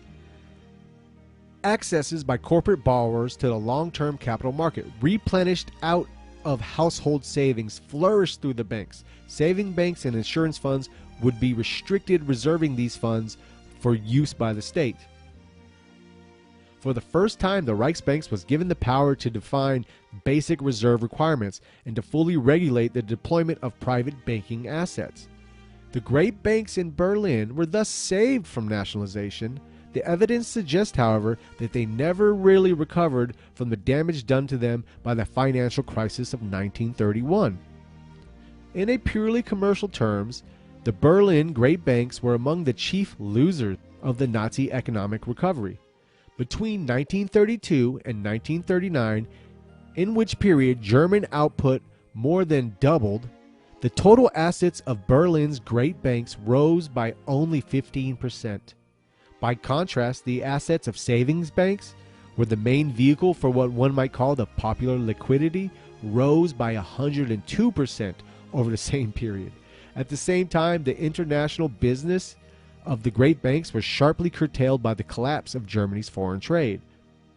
But contrary to the view that the great banks were the ultimate string pullers of National Socialism, it is hard to think of any other period in modern German history in which these institutions had less influence than in the period between 1933 and 1945. So the big banks definitely weren't too happy with the National Socialist system. Let's go on a little bit more. We must be careful to avoid falling into the trap of viewing German business merely as the passive object of the regime's draconian new system of regulation. As we have seen, profits were rising rapidly after 1933, and this opened attractive future prospects for German corporate management. At first, the profits were used to undo the damage done by the Depression. Then, from the late 1930s onward, they financed an extraordinarily investment boom such as never been seen before in German industrial history. What Hitler's regime positively enabled German business to do was to recover from the disastrous recession, to accumulate capital, and to engage in high-pressure development of certain key technologies, the technologies necessary to achieve the regime's twin objectives of increased self-sufficiency and rearmament. So a little more of how the German government got big business in line. On the 21st of September, Schott convened a conference of the leading industrialists in the coal and mineral oil business in Berlin and informed them that Germany's foreign exchange situation required a very large expansion into domestic fuel production. At the time, even with low world prices, imports of petrol and oil-related products were costing Germany 200 million Reichsmarks per year. Schott estimated that between 250 and 300 million Reichsmarks would be needed for the first stage of the expansion. The state could, of course, have provided the funds, but the Reich had other pressing commitments, so Schott made a direct appeal to the mining interests. He says, they had earned good profits and gained great advantage from natural resources that actually belonged to the general public. Now they would have to be expected to make a contribution. Having failed to obtain voluntary agreements, so he goes there and says, look, you guys, you privatized natural resources and you sold them back to the people. You made a lot of money doing it. Guess what? There's a new sheriff in town. This material is found on the land shared by the people, so it's time to get a little more giving. And of course, they're like, no, we're not going to do that. So having failed to obtain voluntary agreement, he had the ministry draft a decree for the creation of a compulsory economic associations in the brown coal industry. Each was instructed to make out a check for at least 1 million Reichsmarks for immediate use. When more coal companies were added in November, Schott threatened both unlimited fines and imprisonment of anyone refusing to cooperate. To satisfy the demands of the military, 3 new synthetic fuel plants built under license from IG Farben were brought into the operation by 1936. To ensure that the schedule was met, Braubag which was basically the union created, the cartel created over the coal mineral industry, was not to be run by its reluctant owners, but by a hand-picked team of managers who could be counted on to bring the project in on time. So they go to big business and they say, once again, you're taking from the land that's a part of everyone. You've done it for a while. Hey, you made a lot of money. Cool, we're not going to come down on your profits and well, we're not going to come down on your wealthy lifestyle and the money you've made, but you're going to start contributing a little more back to the society because we need a little help here because we're having a lot of other problems we need to direct our monies towards. So they refused. They made it law then. You're either going to do this or we're going to put your ass in jail, and they got in line. All right, let's jump into trade. This is a big hindrance on Germany and caused a lot of problems in their economics. From wages of destruction. It is commonplace to describe Germany's trade policy from the summer of 1934 onwards as autarkic, a generalized effort to restrict imports and achieve self-sufficiency. A close look at the trade statistics reveals that the autarky in fact amounted to a selective policy of disengagement directed above all against the United States, the British Empire, and to a lesser degree France. In 1928, American exports to Germany had been worth 2 billion Reichsmarks, and exports from Germany to the United States were valued at 796 million Reichsmarks. By 1936, this trade had shrunk to disarray levels. American exports to Germany were worth no more than 232 million Reichsmarks, and German exports amounted to less than 150 million Reichsmarks. So, complete drop off in trade between America and Germany really hurt Germany much more than it hurt America. So, being that the import-export business with America took a major hit, Germany looked into other places to find the natural resources, namely South America and Southern Europe. But America intervened where it could. Such was the American concern about the growing German influence in Brazil that Rio was able to default on its large debts to the U.S. without having a fear of aggressive retaliation from Washington. So, once again, this isn't talked about when we talk about trade and what was going on in Germany and the sanctions against them and America and France working behind the scenes against Germany, essentially from the start of Hitler's rise. It's when they have these falling out in American trade, Germany goes to South America, goes to Brazil, and since Brazil is already in debt to America, America tells them, hey, don't deal this much to Germany, only deal this much. Raise prices of this, make it harder, and we'll look the other way with the debt you owe us. So they're attacking them from every front. This is just the conniving way politics is done throughout the world, but it isn't brought up in any of these conversations on the economic system of Germany, what they had to deal with, what they were going through, and what they accomplished with going through all of this. Once again, it's unparalleled throughout history, so take that for what it is. With its tight regulation of imports and proliferation of bilateral clearing agreements, the new plan could easily have become a corset restricting any further progress in Germany's economic recovery.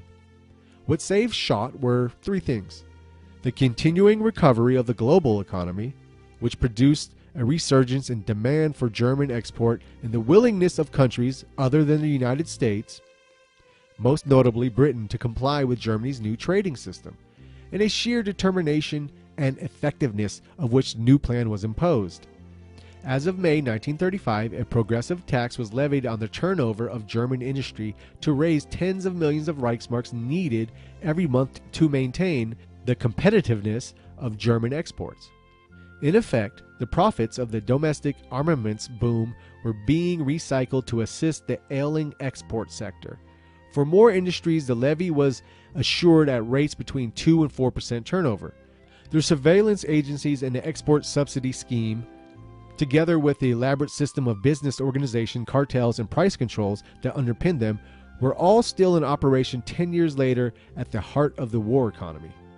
So they kept the same method all the way into the war economy. The system survived because it worked. From 1935 onwards, as a result, both of the recovery of the world economy and the effective new subsidy scheme, the disastrous decline of German exports was halted. From 1935 until the spring of 1938, steady growth in exports was vital to sustaining the momentum of Hitler's economic recovery. If we consider the extraordinary small quantity of foreign exchange and gold at the Reichsbank's disposal and the difficulty in obtaining credit, the volume of import-export business that Nazi Germany was able to conduct under the new plan was truly remarkable. The elaborate apparatus of Schott's new plan allowed the Reichsbank to sustain the international trade of one of the world's most largest and most sophisticated economies, with foreign currency reserves amounting in the mid-1930s to a little more than 1 week's cover, to say the least. This was a remarkable organizational achievement. From the spring of 1934 onwards, the RB and the RWM squeezed down hard on all aspects of household consumption that were dependent on imported raw materials. The result was to split the German economy in two. While the investment good industries and all sectors associated with the drive towards self-sufficiency continued their surging recovery, the upswing in the consumer sectors, above all textiles, were suddenly stopped in its tracks. For more than 2 years, starting in the spring of 1934, Hitler's Germany saw virtually no growth in the output of consumer goods. In order to, since they did not have the abundance of imported materials needed, they pretty much let textiles, surely with encouragement, be one of the items that were to avoid lower price setting and instead raise a bit more, making the products a little bit more expensive to buy, thus ideally being bought less by the public. Though exports were of course to be encouraged, the government's refusal to devalue meant that most German exporters were only competitive if they first applied for a subsidy. This too required considerable paperwork and more bureaucracy, and which is one of the worst parts of the German economy was their bureaucracy. There was, especially in the raw material area, especially in foreign imports area, when there was centralized aspect to it, like raw materials, it was very bureaucratic. This too required considerable paperwork and more bureaucracy. And the export subsidy, in turn, was financed by a severe redistribution tax levied on all German industry. Managing this burdensome system of controls was the primary function of the new framework of the compulsory business organizations imposed by Schott between the autumn of 34 and the spring of 35. In each sector, the existing municipality of voluntary association was fused together into a hierarchy of Reich groups for industry, banking, insurance, and so on, business groups for mining, steel, engineering, and so on, and branch groups. Every German firm was required to enroll. Each subdivision in each business group was headed by its own Führer. These men were nominated by the existing associations, vetted by the Reich Group, and appointed by Schott. The primary role of the business groups was to act as a channel between individual firms and the Reich's Ministry of Economic Affairs. Decrees came down from the ministry via the business groups. Complaints, suggestions, and information traveled upwards from the firms via the business groups to Berlin. Since this entire apparatus of control was designed to limit German imports, it had the effect of virtually eliminating foreign competition from the German markets. Nothing was imported that could be produced domestically, and that meant virtually all manufactured goods. So no foreign competition for Germany first. Germany first was the motto. Even if it wasn't actually Germany first, their action was. If it could be made in Germany, a corporation wouldn't be allowed to get it from Guatemala to sell it cheaper to Germans to drive out the German business and the German workers. Combined with rising levels of domestic demand, this enabled German producers to put an end to the deflation and push through a marked increase in prices. After years of deflation, the Consumer Price Index rose by almost 6% between the spring of 1933 and August 1934, enough to spark fears of inflation. To prevent this from getting out of hand, the RWM enacted a series of decrees on prices, culminating in November 1934 with the reappointment of Karl Gordeler as Reich Commissioner for Price Control. The result by the end of 1935 was the creation of a comprehensive system of state-supervised price setting. The compulsory cartels had the power to control investment in their sector and to rationalize the existing structure of the industry through systematic buyouts. The Second Cartel Law of the summer of 1933 removed the legal protection provided by the Weimar Republic for firms that were not members of the cartels to carry on their business as they chose. Cartels would now use the courts to pursue outsiders who were charging unfair prices or prices that were detrimental to the welfare of the nation. Voluntary cartels were thus transformed into compulsory organizations under state oversight. All right, let's get into the devaluation conflict in Germany. By 1933, only 20% of world trade was still conducted between countries with currency fixed in terms of gold. Germany's failure to follow this trend meant that the prices of its exports translated at the official exchange of the Reichsmarks were grossly uncompetitive. In 1933, Hitler and Schott had ruled out the most obvious solution to the problem, a devaluation. In Hitler's term, devaluation was tantamount to inflation, and it was certainly true that by raising the cost of imported commodities, any significant devaluation would have raised the German price level.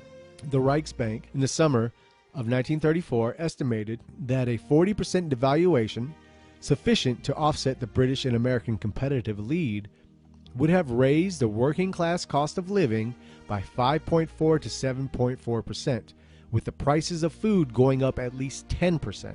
Oh, they were not about to do that. They did not take this economy over to start inflating the prices on the working class. The problem that now posed itself with a greater urgency, however, was how to sustain German exports without devaluation. A solution was found in the autumn of 1933 with a variety of schemes, all of which made use of the advantage that Germany had gained through the moratorium of its foreign debts, either through a complicated system of buybacks or through manipulating the blocked accounts of foreign creditors in Germany. The Reichsbank found ways of subsidizing Germany's exports at the expense of its creditors, earning Schott the dubious reputation in the 1930s as the dark wizard of international finance. The tension reached its climax on the second half of June with Schott's announcement on 14th June of a complete moratorium on foreign debt repayment and the imposition of a new regime of daily foreign exchange allocation. After international protest, Germany walked it back a little bit, agreeing to pay only a certain amount of the debt. So they come out there and say, we're just going to go null and void on all the debts from the Versailles Treaty. And of course, you know, the blowback from the world population, especially America, Britain, and France, could have been crippling to Germany. So they made out in the end because they only started paying a certain percentage of it. And I guess the rest of the countries begrudgingly accepted that because it was better than getting paid nothing. And speaking about the debt, let's go a little bit into the debt here as well. In January 1933, the National Foreign Exchange Reserve had stood at over 800 million Reichsmarks. By the summer, the Reichsmark's holding had been reduced by debt repayments only to 400 million, enough to cover no more than 1 month of minimal imports. Quite apart from the political significance of the foreign debts, the moment was fast approaching at which Hitler's regime would have to face a difficult choice.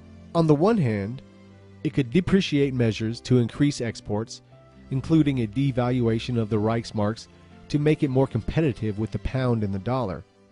If exports did not increase, they would face a stark choice between sustaining a bare minimum of imports necessary to the German recovery or aborting the recovery to satisfy the demands of Germany's foreign creditors. In April 1933, the cabinet gave Schott carte blanche to instigate a moratorium on Germany's international debts at a moment of his choosing. At first, Schott hoped to exploit the confused situation in the United States by announcing an immediate default. He gambled that Roosevelt's administration, preoccupied with the agriculture depression at home, might be willing to sacrifice the interests of Wall Street in exchange for a German agreement to increase raw material imports. But he miscalculated. Do you think anyone in Washington, D.C. is going to bow down or going to buck against Wall Street? Schott's first interview with the president seemed to confirm this hunch, but before Schott could take irrevocable action, the United States Department intervened, issuing a brusque communique stressing that the new administration expected Germany to honor its debts. Unlike in the 1920s, however, pressure from the United States was no longer enough to force Germany into line. On June 8th, the cabinet gave its approval for a unilaterally moratorium on Germany's long-term foreign debts to begin as of 30th of June. As a sign of good faith, German debtors would go on making payments in Reichsmarks into accounts administered by the Reichsbank. However, the Reichsmarks accumulated in the creditor's account would no longer be transferred into foreign currency. Payment in foreign currency would only resume once Germany's foreign trade position was restored to a healthy surplus. This ultimately depended on the creditor countries. If they wanted repayment for their debts, they would have to purchase German goods. If Germany could not achieve the required trade surplus, it would not be expected to engage in large-scale foreign debt service. The suspension of debt repayments was the first overtly aggressive foreign policy move by Hitler's government. Though it had been widely anticipated, it nevertheless produced a shock and an outrage in the commercial capitals of the world. After his first experience with Schott, Roosevelt described him simply as a bastard.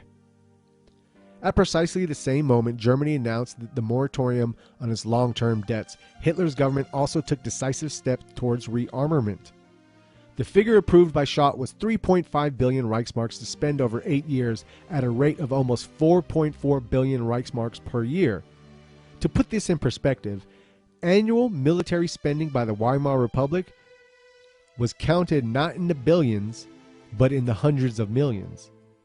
Schott's program called for between 5 and 10% of German GDP to be devoted to defense for the next 8 years. Given the parlous state of German economy in 1933, the shell shock in the financial markets, raising even the first installment of the 35 billion Reichsmarks through taxation or conventional borrowing was out of the question.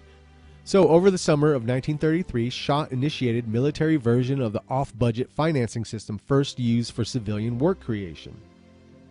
And this is, Schott, like I said, he knows how to work the financial game, and this is why Hitler had him in the position he was, even though he wasn't a ideological believer.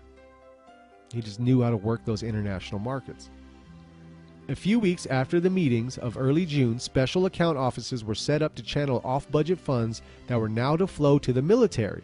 As of April 1934, armaments contracts were paid in IOUs, issued in the name of MIFO GmbH. This company was formed with a capital of 1 million Reichsmarks provided by major armament producers. Secured by these big names, the rearmament bills became acceptable collateral for the Reichsbank. For a small discount, contractors to the rearmament drive could cash in their MIFO bills at the central bank. Since they paid good interest and were effectively guaranteed by the Reich, the majority of Mefo bills in fact stayed in circulation.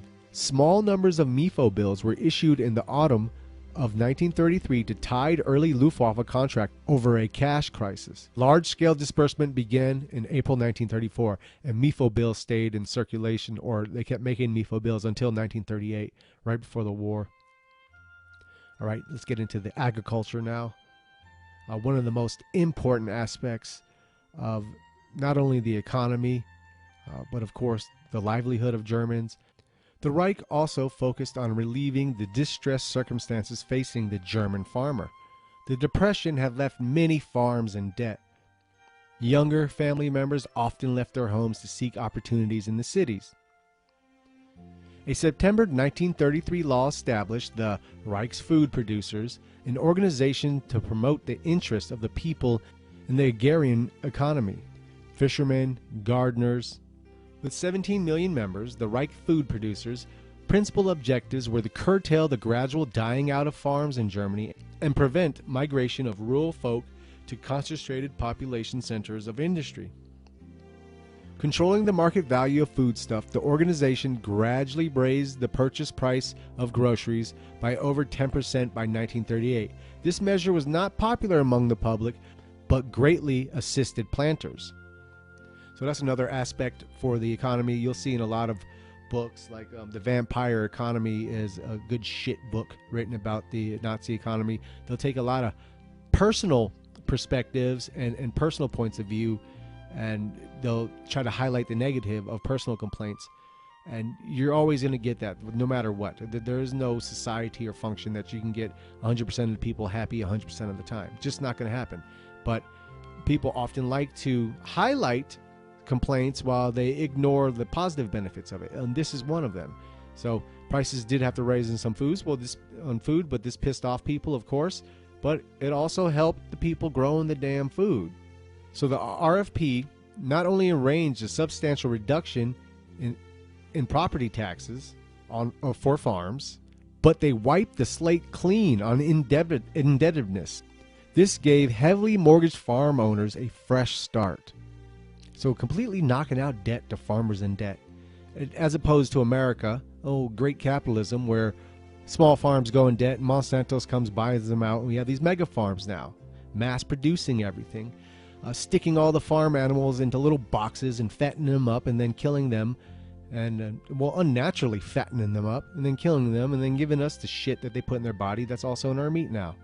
So as opposed to that, they were knocking the debt off of these small-time farmers and letting them start from scratch. Oh, how draconian of them. Oy. Another organization, the Rural Assistance, recruited approximately 120,000 unemployed young people to help work the farms. The government financed their salaries, training, and housing. Yes, this was the youth movements that they had beautifying the lands. They used to come out and help the farmers as well. Like today, the excuse for illegal immigrants coming into the capitalist country is, hey, they're doing jobs other people don't want to do. The farmers can pay them less to maintain. Well, the state actually had the kids going there working, doing some beneficial time, getting at one with the earth, learning a little farming themselves, getting in touch with the soil and hard work. It also arranged a temporary employment on farms for school graduates and students on summer break. The rural assistance permitted foreigners living in Germany, primarily Poles, to enter the program. Hitler had a particular interest in preserving Germany's farming stratum. During World War I, his country had suffered acutely from Britain's naval blockade of food imports. He considered a thriving agrarian economy vital to making Germany self-sufficient in his realm. Back to the wages of destruction. The census of 1933 counted no less than 9.342 million people as working in agriculture, almost 29% of the total workforce. And apart from full-time farmers, many millions of other Germans produced at least some of their own food from small allotments or from home-reared pigs and chickens. It was refusing to accept Germany's place in the world of that as a medium-sized workshop economy entirely dependent on imported food. This, as Hitler saw it, was a recipe for race death. Faced with the overcrowding and low wages in the cities, urban families would do their best to reduce the birth rate. The best and the brightest would immigrate to new territories that offered more scope for advancement. For lack of natural resources, the German economy would never be able to match the affluence on show in the United States. And if Germany were to ever emerge as a serious trade competitor, it would be at the mercy of the British and the Jewish propagandists of global liberalism, who would not hesitate to unleash a second ruinous world war whilst crippled the German home front by means of blockade. So this self-sufficiency, while often mocked and attacked by a capitalist who only stare at numbers, was very, very, very important. While Huenberg, he was in charge of, like I said, we're not going to get into all the names of these people, dragged his feet over work creation, he set to work diligently reinforcing the protectionist walls that insulated German agriculture from the world market.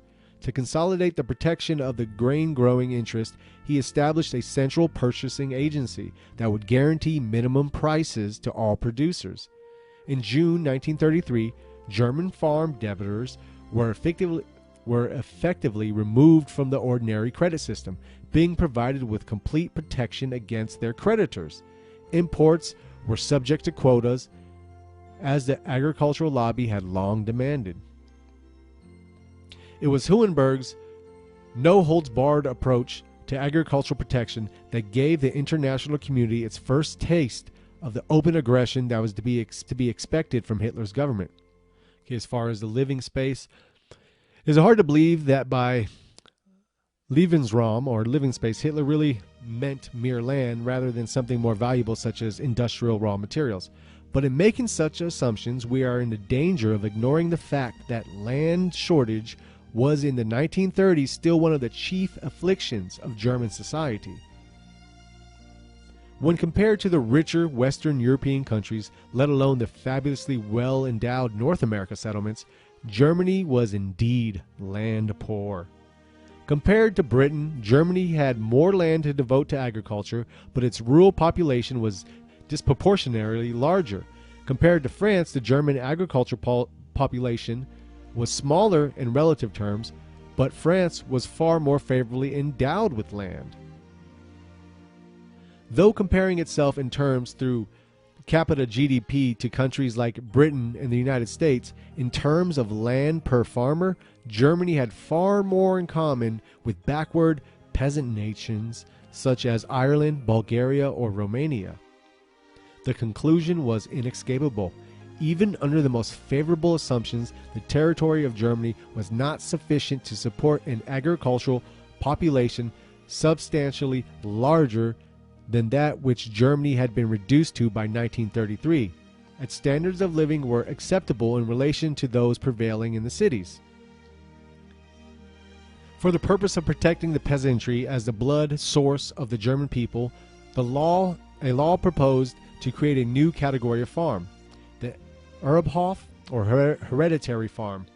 Protected against debt, insulated from market forces, and passed down from generation to generation within a racially pure peasants' families, the law applied to all farms that were sufficient in size to provide a German family with an adequate standard of living, but did not exceed 125 hectares in extent.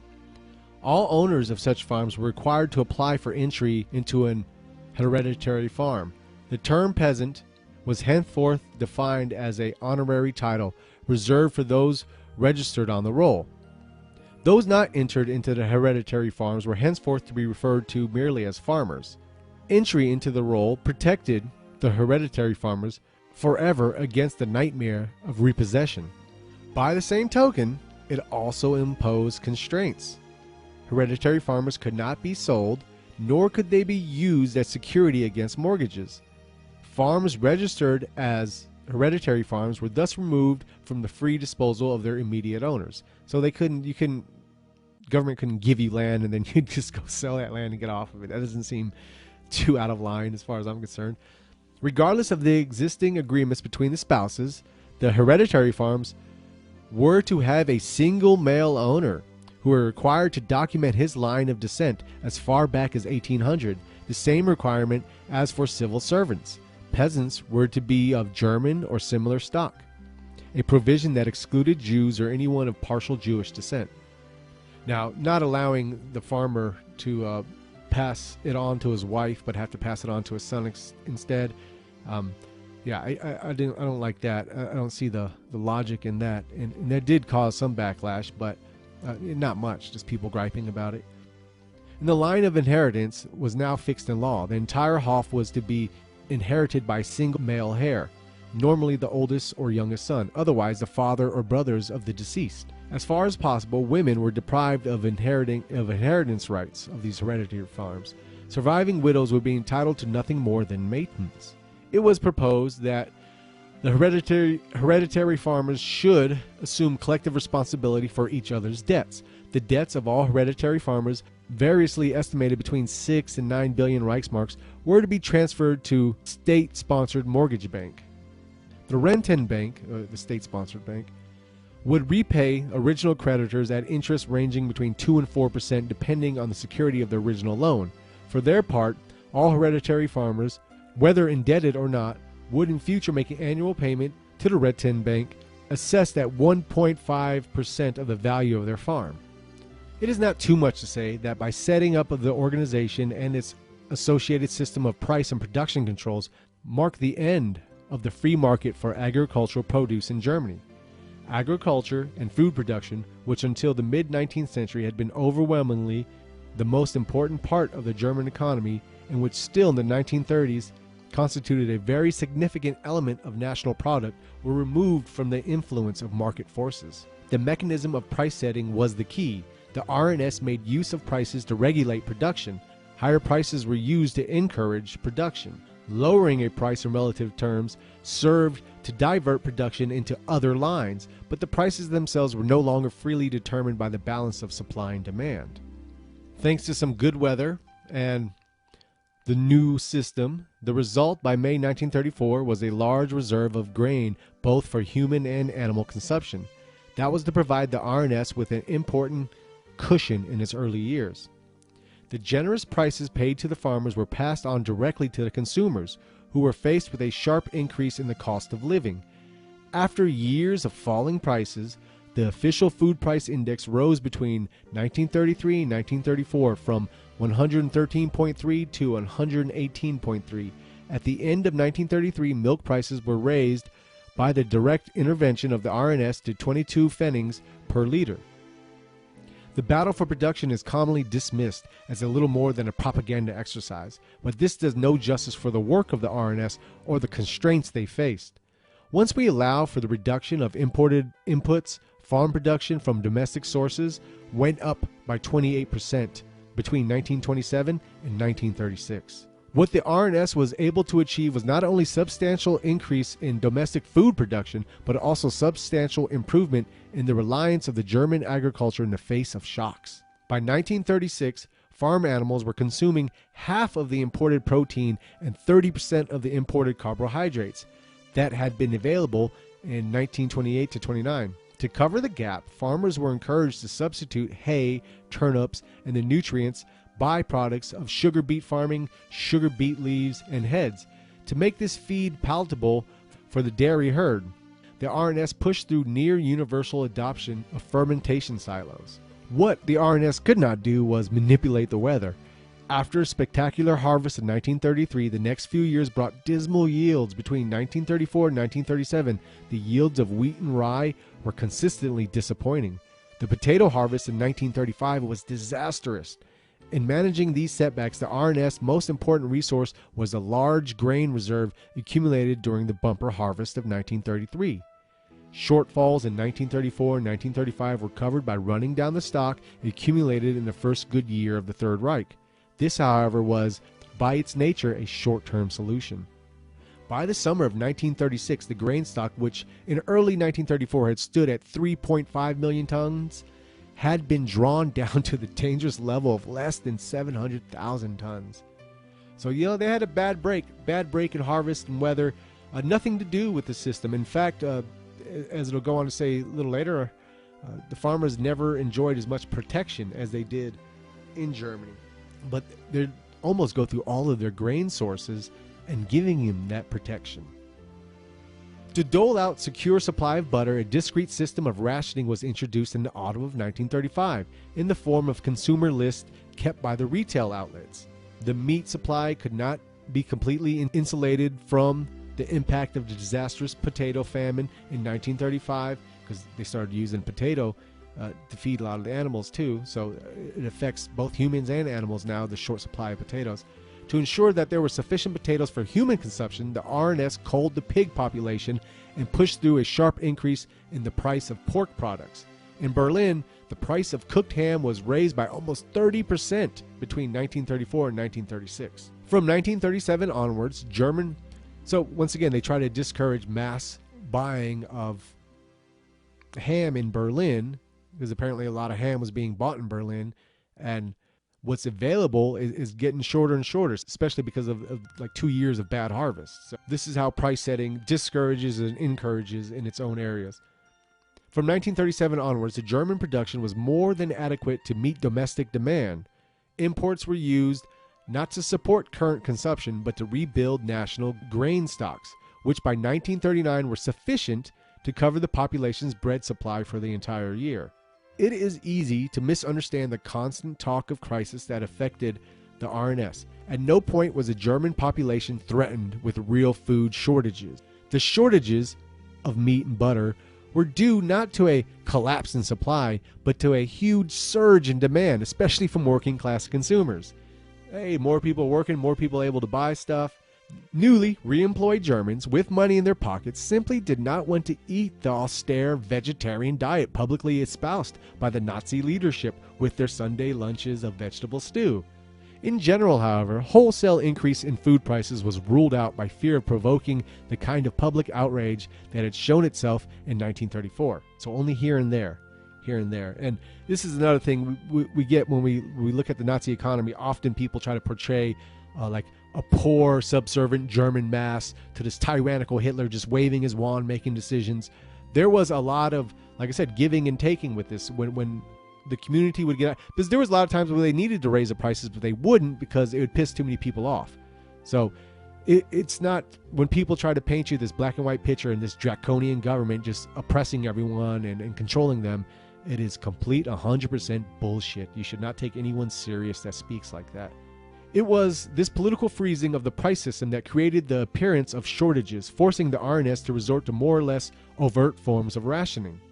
It was not until 1938, with the appearance of real supply problems in dairy farming, that the regime finally raised prices paid to the German farmers for milk. But even then, the increase was not passed on to consumers. The price increase thus helped to stimulate production, but did nothing to restrain demand. Yeah, it definitely sounds like a government that's just desiring to fuck over their own people. The farmers certainly found themselves more constrained than ever before peacetime. In the first 2 years of Nazi rule, 250 new regulations were issued for agriculture. That's a bit of that bloated bureaucracy that they had going on. Probably the most onerous restrictions imposed on the R&S were those required farmers to deliver quotas of milk to licensed R&S dairies. German farmers, in fact, enjoyed a historically unprecedented level of protection, and it is hardly surprising that this came at a price. In return for the exclusion of foreign competition from home markets, peasant smallholders had to accept comprehensive regulation and control. Farming in Germany, as in Europe generally, from the 1930s onward, resembled less and less a market-driven industry and more a strange hybrid of private ownership and state planning. According to the figures calculated by Germany's most authoritative economic research agency, total farm income, on which animal products accounted for more than 60%, rose by almost 14% in 1933 and 1934, and by another 11% in 1934 and 1935. At the same time, the burden of taxes and interest payments on agriculture fell significantly. When we allow for the general deflation in prices, increase in money incomes, on this scale more than made up for the depression. The situation would have been even better if not had been for the bad weather and the poor harvest in 1934. So farming was a huge success, even though there's a little more bureaucracy, everything else. From the money made, from the farms built, from the food produced, all took off, even with this horrible harvest that they had. Even with that, even with having to dip into their grain supplies to make it through these harvest time, this bad harvest time. Yeah, it could be no doubt. It could be no doubt. And once again, this is why at the beginning of the video we went through a list of historians who all said, wow, if Hitler would have done after 1938, he had done a miracle. Okay, rearmament. Now this we'll get into, and I believe it gets into it here. They spent so much on rearmament. If they had put some more of that money into the economy, like, it would have been even better, and a lot less needed to be done to grow that economy, because you had, you know, unified people working towards unified goals. But as Hitler viewed it, I think rightfully so, you need a strong military. If not for anything else, it is a bargaining chip. No one in Europe was going to respect Hitler. No one in Europe was going to give back the lands through the Versailles Treaty that Germany had lost through the Versailles Treaty, which Hitler from day one said was his intention, to get those lands back, if he didn't have a strong military. And if he had to go to war to get those lands back, then he better have a strong military to do it. And if he needed living space in the East, then he better have a strong military to do it. So while he may be criticized for spending a lot of their GDP towards the military when they could have put more of it back into the local economy, and the military did help the local economy as well, but it could have helped the local economy a lot more if, you know, a couple percent of that GDP was focused more towards the local economy than the military. But it wasn't. They knew they needed to build a strong military, and they went to building one. And we'll get into it here of how much they put into building that. State spending was 70% higher than it had been in 1928, and that increase was almost entirely due to military spending. So the private sector is you know, they're coming, they're stepping up the ladder, they're getting better. Military spending, state spending towards the military, boom, like a rocket. It's 100% going that direction. They knew they needed to build that military. There can be no doubt that the rearmament was already the dominant priority by 1934. By 1932, the German aircraft industry employed 3,200 people and had the capacity to produce no more than 100 aircraft per year. Less than 10 years later, the regime had created a multi-billion Reichsmark aircraft and aero engine industry. It employed at least 250,000 people and was capable of turning out every year more than 10,000 of the most sophisticated combat aircraft in the world. Now look at that, and not even in 5 years, from 3,000 people to over 1 million people working in it. From putting out 100, junk airplanes to 10,000 of the most sophisticated combat aircraft in the world. Just to add on to that, the really striking feature on the list of top corporations in Germany in the late 1930s is the presence of no less than 6 specialized aircraft producers, none of which in 1933 would have ranked even in the top 500.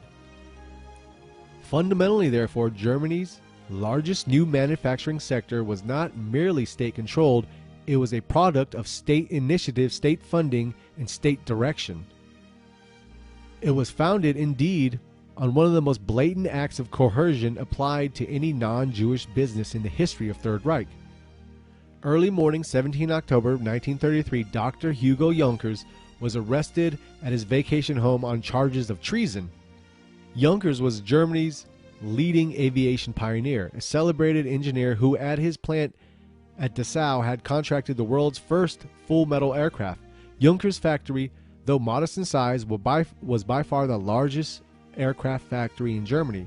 In the 1920s, Junkers had squabbled with the German military about the future direction of aerial rearmament. The new holders of power were not willing to argue. After 24 hours in police detention, Junkers agreed to sign away his firm to the Reich. He signed a release. My father made him an offer he couldn't refuse. What was that? Luca Brazzi held a gun to his head, and my father assured him that either his brains or his signature would be on the contract.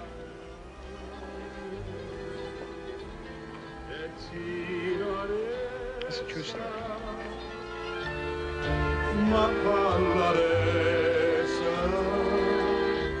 Though all the Luftwaffe firms and other firms other than Junkers remained in private hands, their expansion had to be financed almost entirely by the RLM.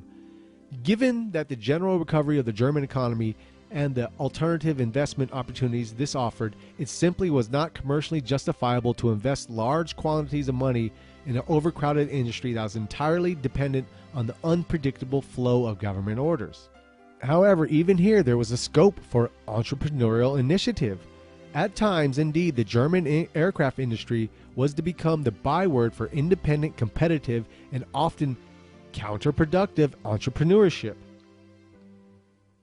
Because you had all these air companies competing against each other, trying to make, the best airplanes for the state, for the military to use.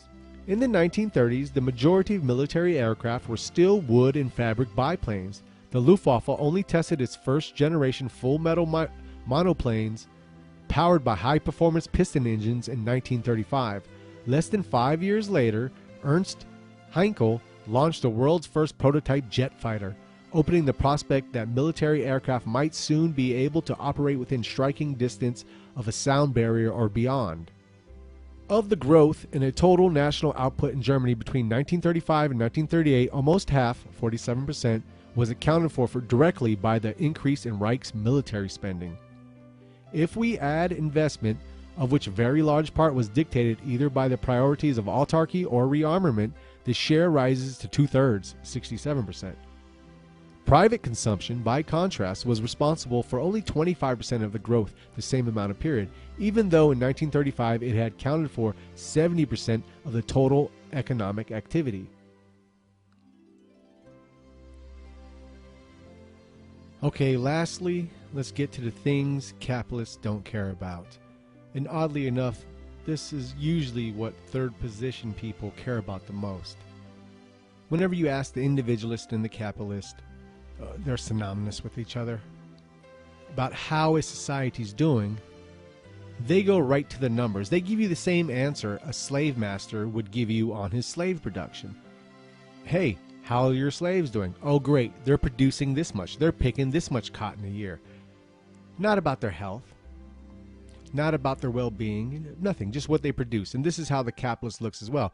They don't think about and take into account the spiritual health of a society. They don't think about or take into account the mental health of a society. They don't think about or take into account the physical health of a society. Do they care if the culture is maintained or the traditions are respected? Do they care what kind of person does the job as long as the job is done?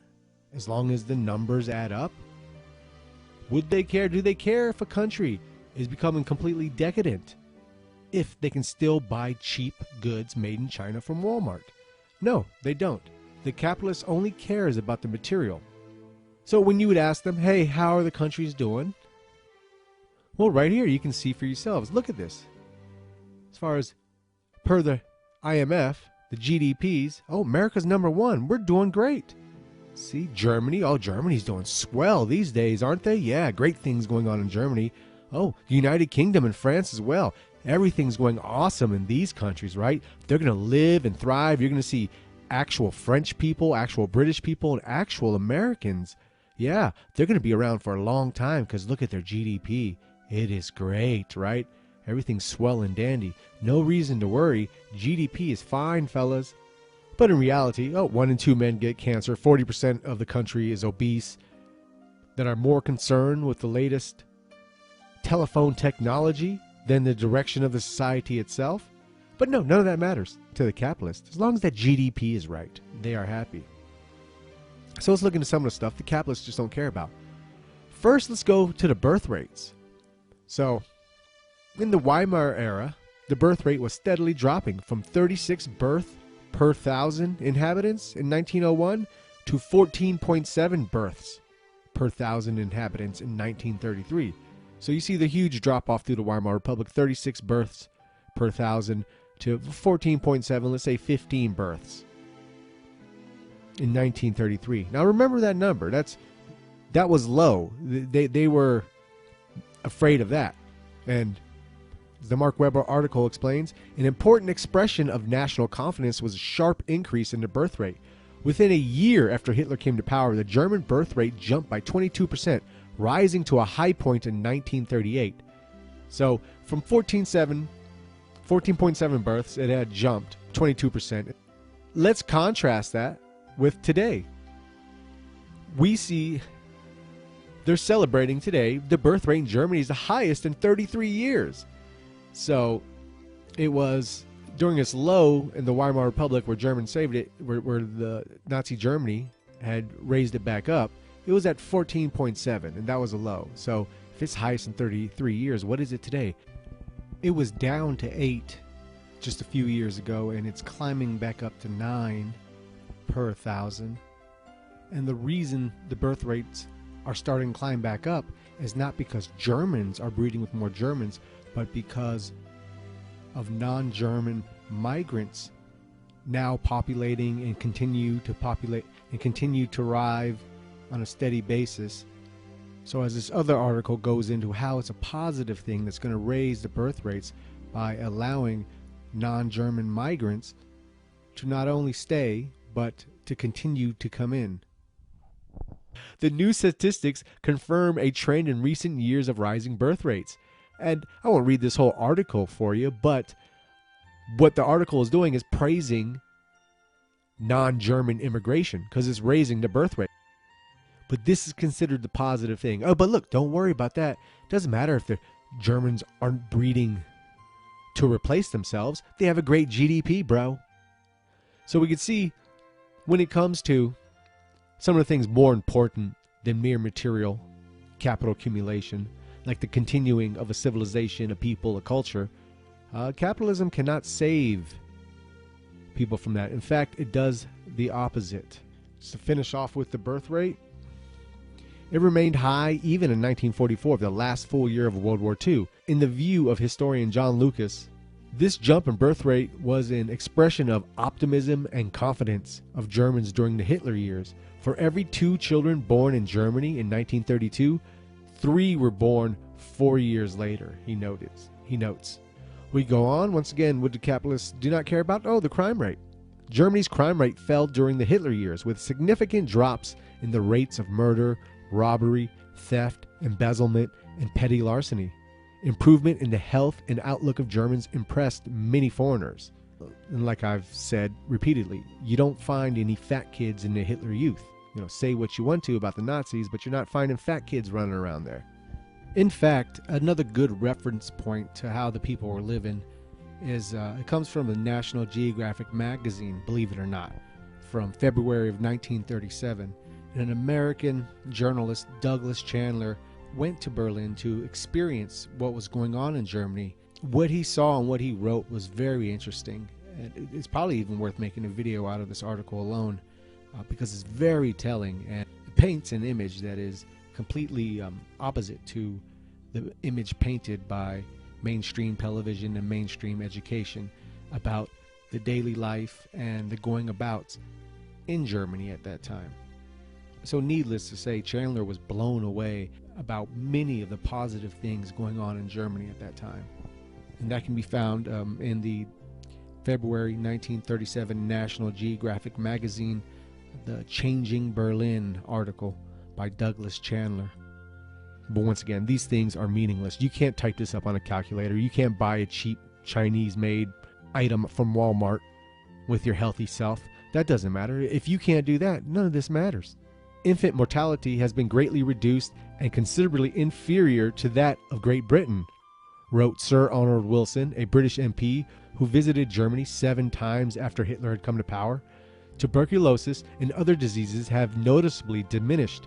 The criminal courts have never had so little to do, and the prisons have never had so few occupants. It is a pleasure to observe the physical aptitude of the German youth. Even the poorest persons are better clothed than formerly the case, and their cheerful faces testify to the psychological improvement that has been wrought within them. Once again, I understand. Capitalist viewers, you can go on and tune off. You don't care about any of this stuff. The improved psychological, emotional well-being of Germans during the period has also been noted by social historian Richard Grunberger. There can be little doubt, he wrote, that the National Socialist seizure of power engineered a widespread improvement in the emotional health. This was not only a result of the economic upswing, but of many Germans' heightened sense of identification with the national purpose. Now on with helping trying to create families, create children. They had the labor law provided newlyweds loans of 1,000 Reichsmarks, a tone percent to monthly interest.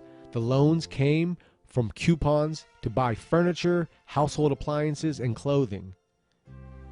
To be eligible, a bride had to have been employed for at least 6 months during the previous 2 years and had to agree to leave her job, returning women to the home, vacated positions in commerce and industry, creating openings for unemployed men. So they tried to encourage women to raise families as they're trying to get men into the workplace as well. And by doing so, you get credit to purchase furniture, household appliances, and clothing to help with building your new family, your new house. For each child born to a couple, the government reduced the loan by 25% and deferred payments of balance for 1 year. For larger families upon birth of the fourth child, the state forgave the loan. Talk about increasing the birth rate. Oh, but I can already hear them now. Oh, how dare they? How dare they? How oppressive. They made women actually be women. Oh my God, they made them females. How dare they encourage them to be mothers? What tyranny is this? It financed the program by imposing surtax on single men and women. By June 1936, the government approved 750,000 marriage loans. The state imposed no property tax on young couples purchasing small single-family homes. And now let's get into a little bit of the Strength Through Joy program. Few Germans could afford to travel prior to Hitler's chancellorship. In 1933, just 18% of employed persons did so. All were people with above average salaries. So working class was going nowhere. The KDF began sponsoring low-cost excursions the following year, partly subsidized by the DAF, that were affordable for lower-income families. Package deals covered the cost of transportation, lodging, meals, and tours. Options included outings to swimming or mountain resorts, health retreats, popular attractions in cities and provinces, hiking and camping trips. In 1934, 2,120,751 people took short vacation tours. The number grew annually, with over 7 million participating in 1938. KDF wanderings, backpacking excursions, and scenic areas drew 60,000 the first year. In 1938, there were over 1.2 million Germans on the trails. The influx of visitors boosted commerce in economically depressed resort towns. Oh, a little bit of that state helping that private. These activities were only possible because Hitler, upon founding the Strength Through Joy Agency in November 1933, ordered all German businesses and industry to grant sufficient paid time off for employees. Prior to that year, nearly a third of the country's labor force had no union contract and hence worked without vacations. In 1931, just 30% of laborers with wage agreements received 4 to 6 days off per year. The majority, 61%, received 3 days. The National Socialist government required that all working people be guaranteed a minimum of 6 days off after 6 months tenure with a company. As seniority increased, the employee was to earn 12 paid vacation days per year. Many choosing to travel during their vacation took advantage of inexpensive cruises sponsored by the KDF. So this conversation, taken from the documentary, The Goebbels Experiment, which is a great documentary. It just reads quotes from Goebbels' diaries. Well, this conversation he has with Adolf Hitler, which is in his private diaries, kind of highlights the mentality of Hitler and the Third Reich's policy as they talk about creating a spa for the working class. July the 15th, 1935, Saturday. Lazed around, chatting with the Fuhrer. He's working hard on foreign policy. But domestic issues have claimed his attention too. Fury at Frick and his bureaucrats. He will probably go soon, and I won't be complaining. We had lunch together. Sunshine, relaxation, a stroll with the Führer. It was touching to see ordinary people. The women were so happy they cried. I could scarcely hold back the tears. Time spent with Führer and Helga. She is sweet. Sunday, breakfast at the Führer's. He was delighted by the 2 beautiful days. We planned to create a large spa for working men and women on one of the North Sea islands. 10,000 beds, 15 million marks. We were both incredibly excited. Okay, let's go on with the cruises. Few aboard have ever experienced a cruise, and they return to port exhilarated. In well-publicized interviews, travelers enthusiastically described the new KDF fleet as dream ships for workers. News coverage enhanced interest in the program, with applications and bookings flooding the KDF. The vessels began a continuous shuttle of 5-day cruises to and from Norway, offering passengers a tour of the coastline's majestic fjords. By the end of 1934, the KDF fleet had provided 5-day cruises, mostly to Norway, for 80,000 German workers and their families. The KDF introduced Mediterranean cruises the following season. Voyages to Italy allowed passengers to go ashore, Genoa, Naples, Palmero, Baria. Here's one worker's rendition of it. Unemployment is almost eliminated, and workers are even given holidays abroad, heavily subsidized by the state. Hans Bialis. Who would have thought a German worker would one day be able to go to the Italian Riviera? We will all return to Germany full of thankfulness and be able to work doubly hard to realize our Führer's goal. Portuguese and Italian residents of ports of call saw for the first time working-class Germans enjoying a recreational activity previously associated with the upper class. During 1935, over 138,000 Germans took KDF cruises. The sports office of the DAF sponsored the labor's involvement in other exclusive activities such as tennis, skiing, horseback riding, and sailing. It offered inexpensive courses in these sports and built new facilities. Healthy mind, healthy body. You know, only a sick government and a sick society would allow 40% of their country to be labeled obese. A total sickness. There's no way to justify that.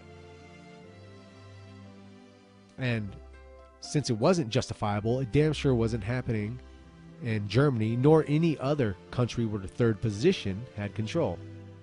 Interest in the programs became so widespread that the DAF had to train a number of additional instructors. In 1934 alone, 470,928 Germans took part in the DAF sports courses. By 1938, the number had swollen to over 22 million. The agency also promoted sports clubs in factories and businesses. Within 2 years, there were over 11,000 company clubs competing in team events against those from other firms or departments. As we lastly hear from a 14-year-old growing up in Hitler's Germany. 14-year-old Ingeborg Weber. The 4 years the Führer asked for to fulfill his promises are up.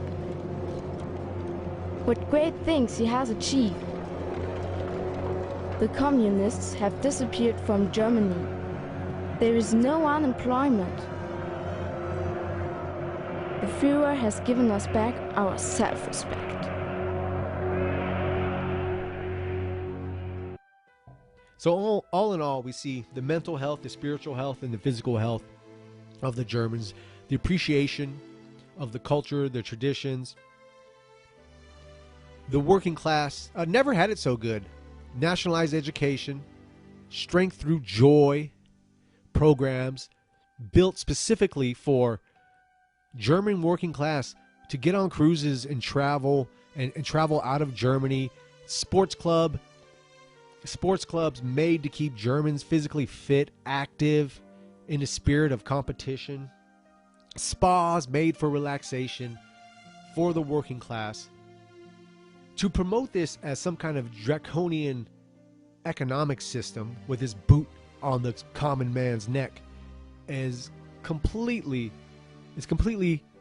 either malicious or ignorant, because nothing resembles anything from the claims of these draconian hardships put forth by the Nazi government. As we've seen through this video, with foreign exchange, with debt, they had these lined up against them. We've seen America try to cut them off at the knees everywhere they could. And we see with their limited space, they worked and they did pretty well. Not everything worked. The Volkswagen and the people houses were two aspects of the Nazi government that fell through, but the intentions were good. And if they didn't put so much GDP in the military, they wouldn't have fallen through. If the Polish War never happened, there's without a doubt, from looking at all the trends, it would have been a society that I think most of the world, especially most of the European world, the people, not the parliaments, not the banks, not the businesses, not the elites, not the aristocracy in the capitalist model, but the working people would have wanted emulated that same kind of system. So sources to this video are in the description. I thank you for bearing with me in this long dissertation, but without a doubt, there isn't another video you'll run across on YouTube that'll give you as much context to the Nazi economy as this video will. The next best thing you can do is go read the books yourself.